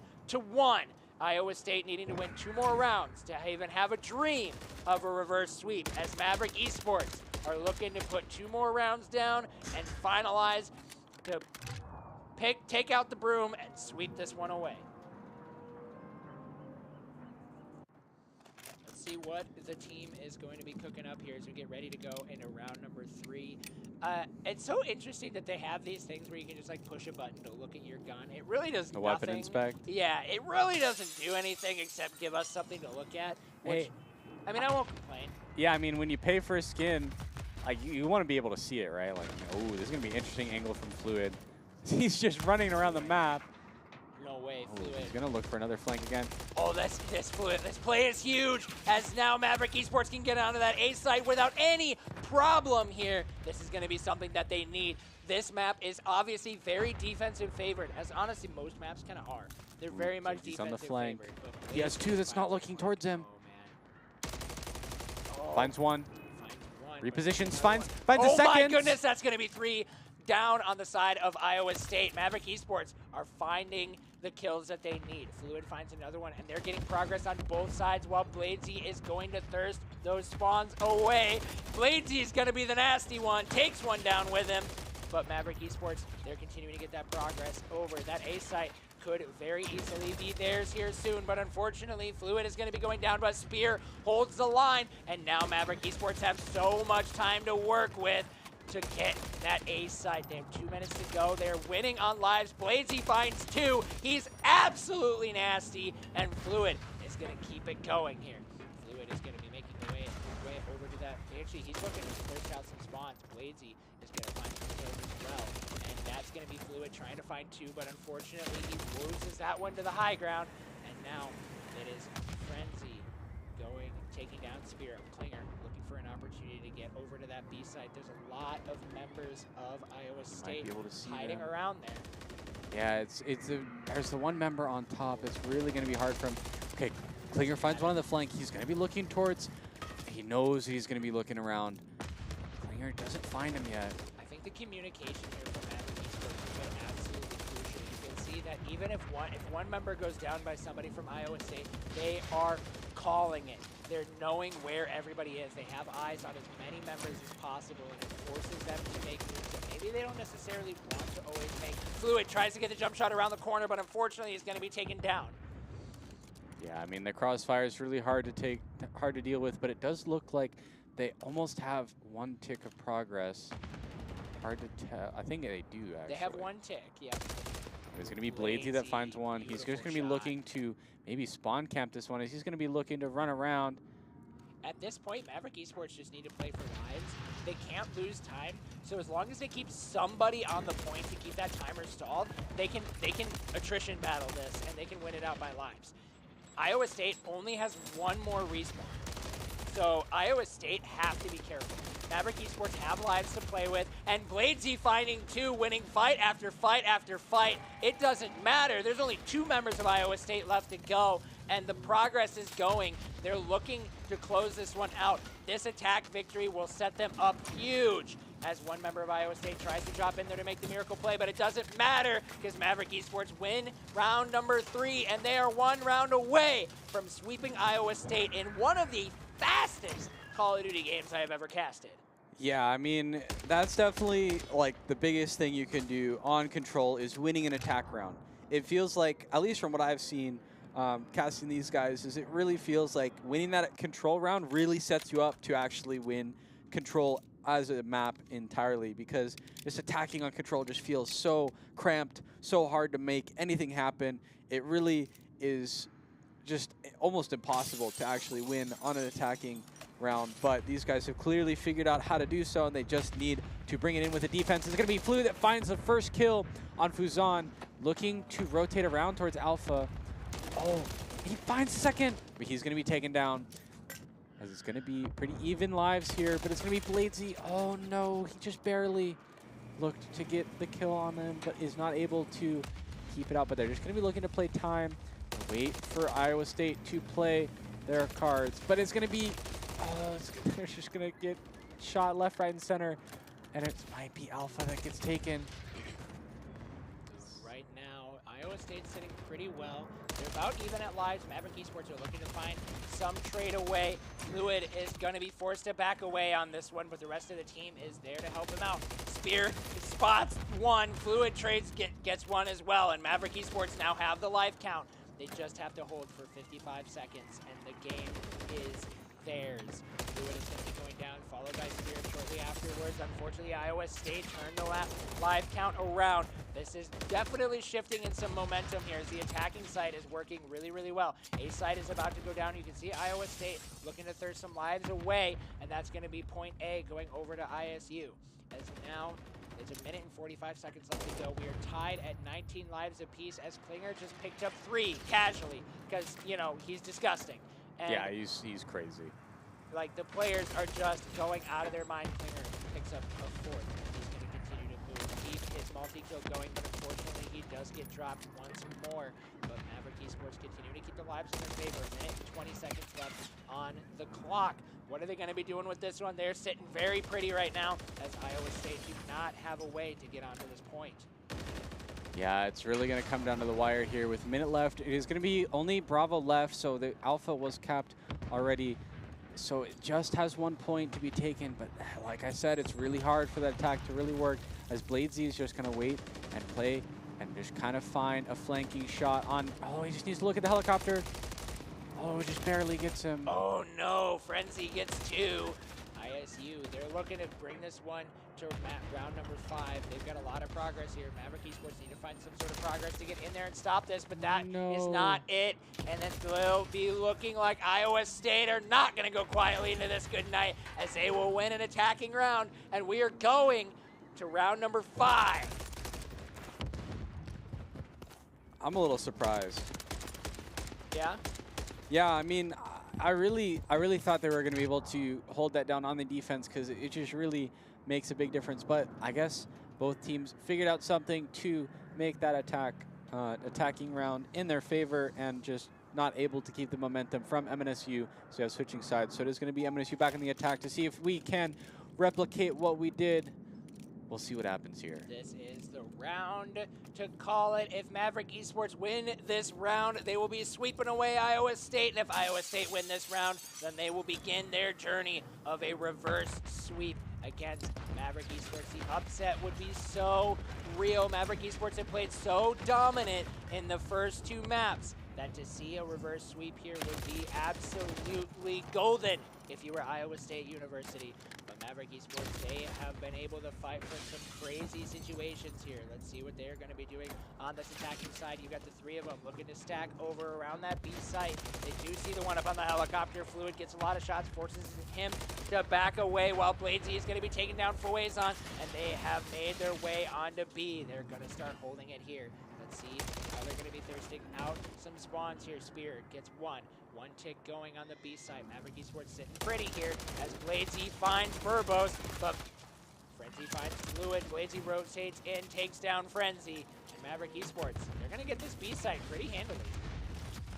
Yeah, I mean, they're going to be able to take control of it. The trophy system went down, so it is going to be very good defense on it for MNSU, and we'll see if Iowa State can get back control, but it doesn't look like they're going to be, as point B is secured for MNSU. So we got 2 minutes with pretty even kills. 1. No, now we got 2 up for MNSU, as we'll see if Spirit can find anything on the helicopter. Oh, doesn't get the one in the spawn. It's going to be Fluid looking to flank around on the right side again. He loves flanking around on this little map edge, but we'll see if he can find it. Oh no. Oh, he didn't see him! He didn't see him crazy. As Fluid jumps over him and gets him with the sidearm. Fluid is just disgusting. It's crazy. I mean, all these guys are just playing so well tonight. And now they're looking to put this one away here as they're sitting on this A site. They're holding it strong. Fluid is there. Verbos may pick up one. The cruise missile will come down but doesn't find anything. Now, the rest of Iowa State are sitting on that A site trying to find something, but Fluid is going to jump onto it, try and see what he can take out there. Fluid is going to be finding one. He knows that there's another one nearby, and he's going to be getting it. That's going to be 2. Maverick Esports are going to start rotating over onto this A site. A minute left to go on the clock, but they're on the point now. Fluid goes down. Maverick Esports have a life lead. Bladesy is going to be calling in the cruise missile. This could be huge. Absolutely be massive, and Bladesy finds 1. Klinger finds 2. Klinger goes down, but that doesn't matter at this point because Maverick Esports are in. Iowa State only have 3 more respawns left, and it doesn't matter because they're going to control the point, and they're going to pull out the broom and sweep away Iowa State University. Maverick Esports win this one, 3 maps to 0. Yeah, I mean, two attacking rounds winning on control is really interesting to see, but it's just crazy. The team play that we saw from MNSU, where they were just able to really work off of each other well. I mean, they had their moments where it kind of fell apart, but you know, when it's this fast, it's not surprising to kind of trip up a little bit, and it's just a matter of finding that momentum, figuring out that groove, and working together and regrouping to win out on the map 5 for control. As that is going to be it for Call of Duty for tonight. And Very yeah. fast, very quick, very fast. Beautiful games there from Maverick Esports. Great to see them continuing to show some dominance, going 3-1 in the College Call of Duty League. Thank you guys so much for joining us here tonight. But before we go, we want to give a quick shout out to all of our sponsors: Minnesota State University Mankato, Campus Computer Store, Spectrum Industries, Fat Cap, Hot 96.7, and Gravity Gaming, Rockstar Energy, and Minnesota Rocker and Version 1 Esports. Thank you guys so much for continuing to support our program here at Minnesota State University Mankato. And if you guys have been enjoying tonight's broadcast, make sure you guys follow our Twitch channel down below. Or if you are watching on YouTube, make sure you guys subscribe to the Minnesota State University Mankato YouTube channel, so that way you can continue to support all the boys here tonight. Again, thank you guys so much for watching. Now, with that, we will have more esports action coming later this week, as tomorrow our Valorant squad will be going up against Texas A&M tomorrow at 6 p.m. And then Call of Duty will be taking the stage once again versus St. Clair College in the NACE Star League. So make sure you guys stick around for that. You're going to want to hang out and see some more awesome esports action. And with that, thank you guys again so much for watching. Moon, do you have anything to say to our wonderful viewers here tonight? Yeah, I mean, thank you guys for coming out. I mean, it was a great 2 games between Overwatch and COD. Significantly closer for Overwatch, and, definitely gave me a little bit of a heart attack towards the end, I'm going to be completely honest. But, close games are always the more exciting ones, to say the least. Absolutely. And that will do it for us here tonight. Once again, thank you guys so much for watching. I hope you guys have a wonderful rest of your evening, and we will see you all next time here at Minnesota State University Mankato Esports. Have a good night, everybody.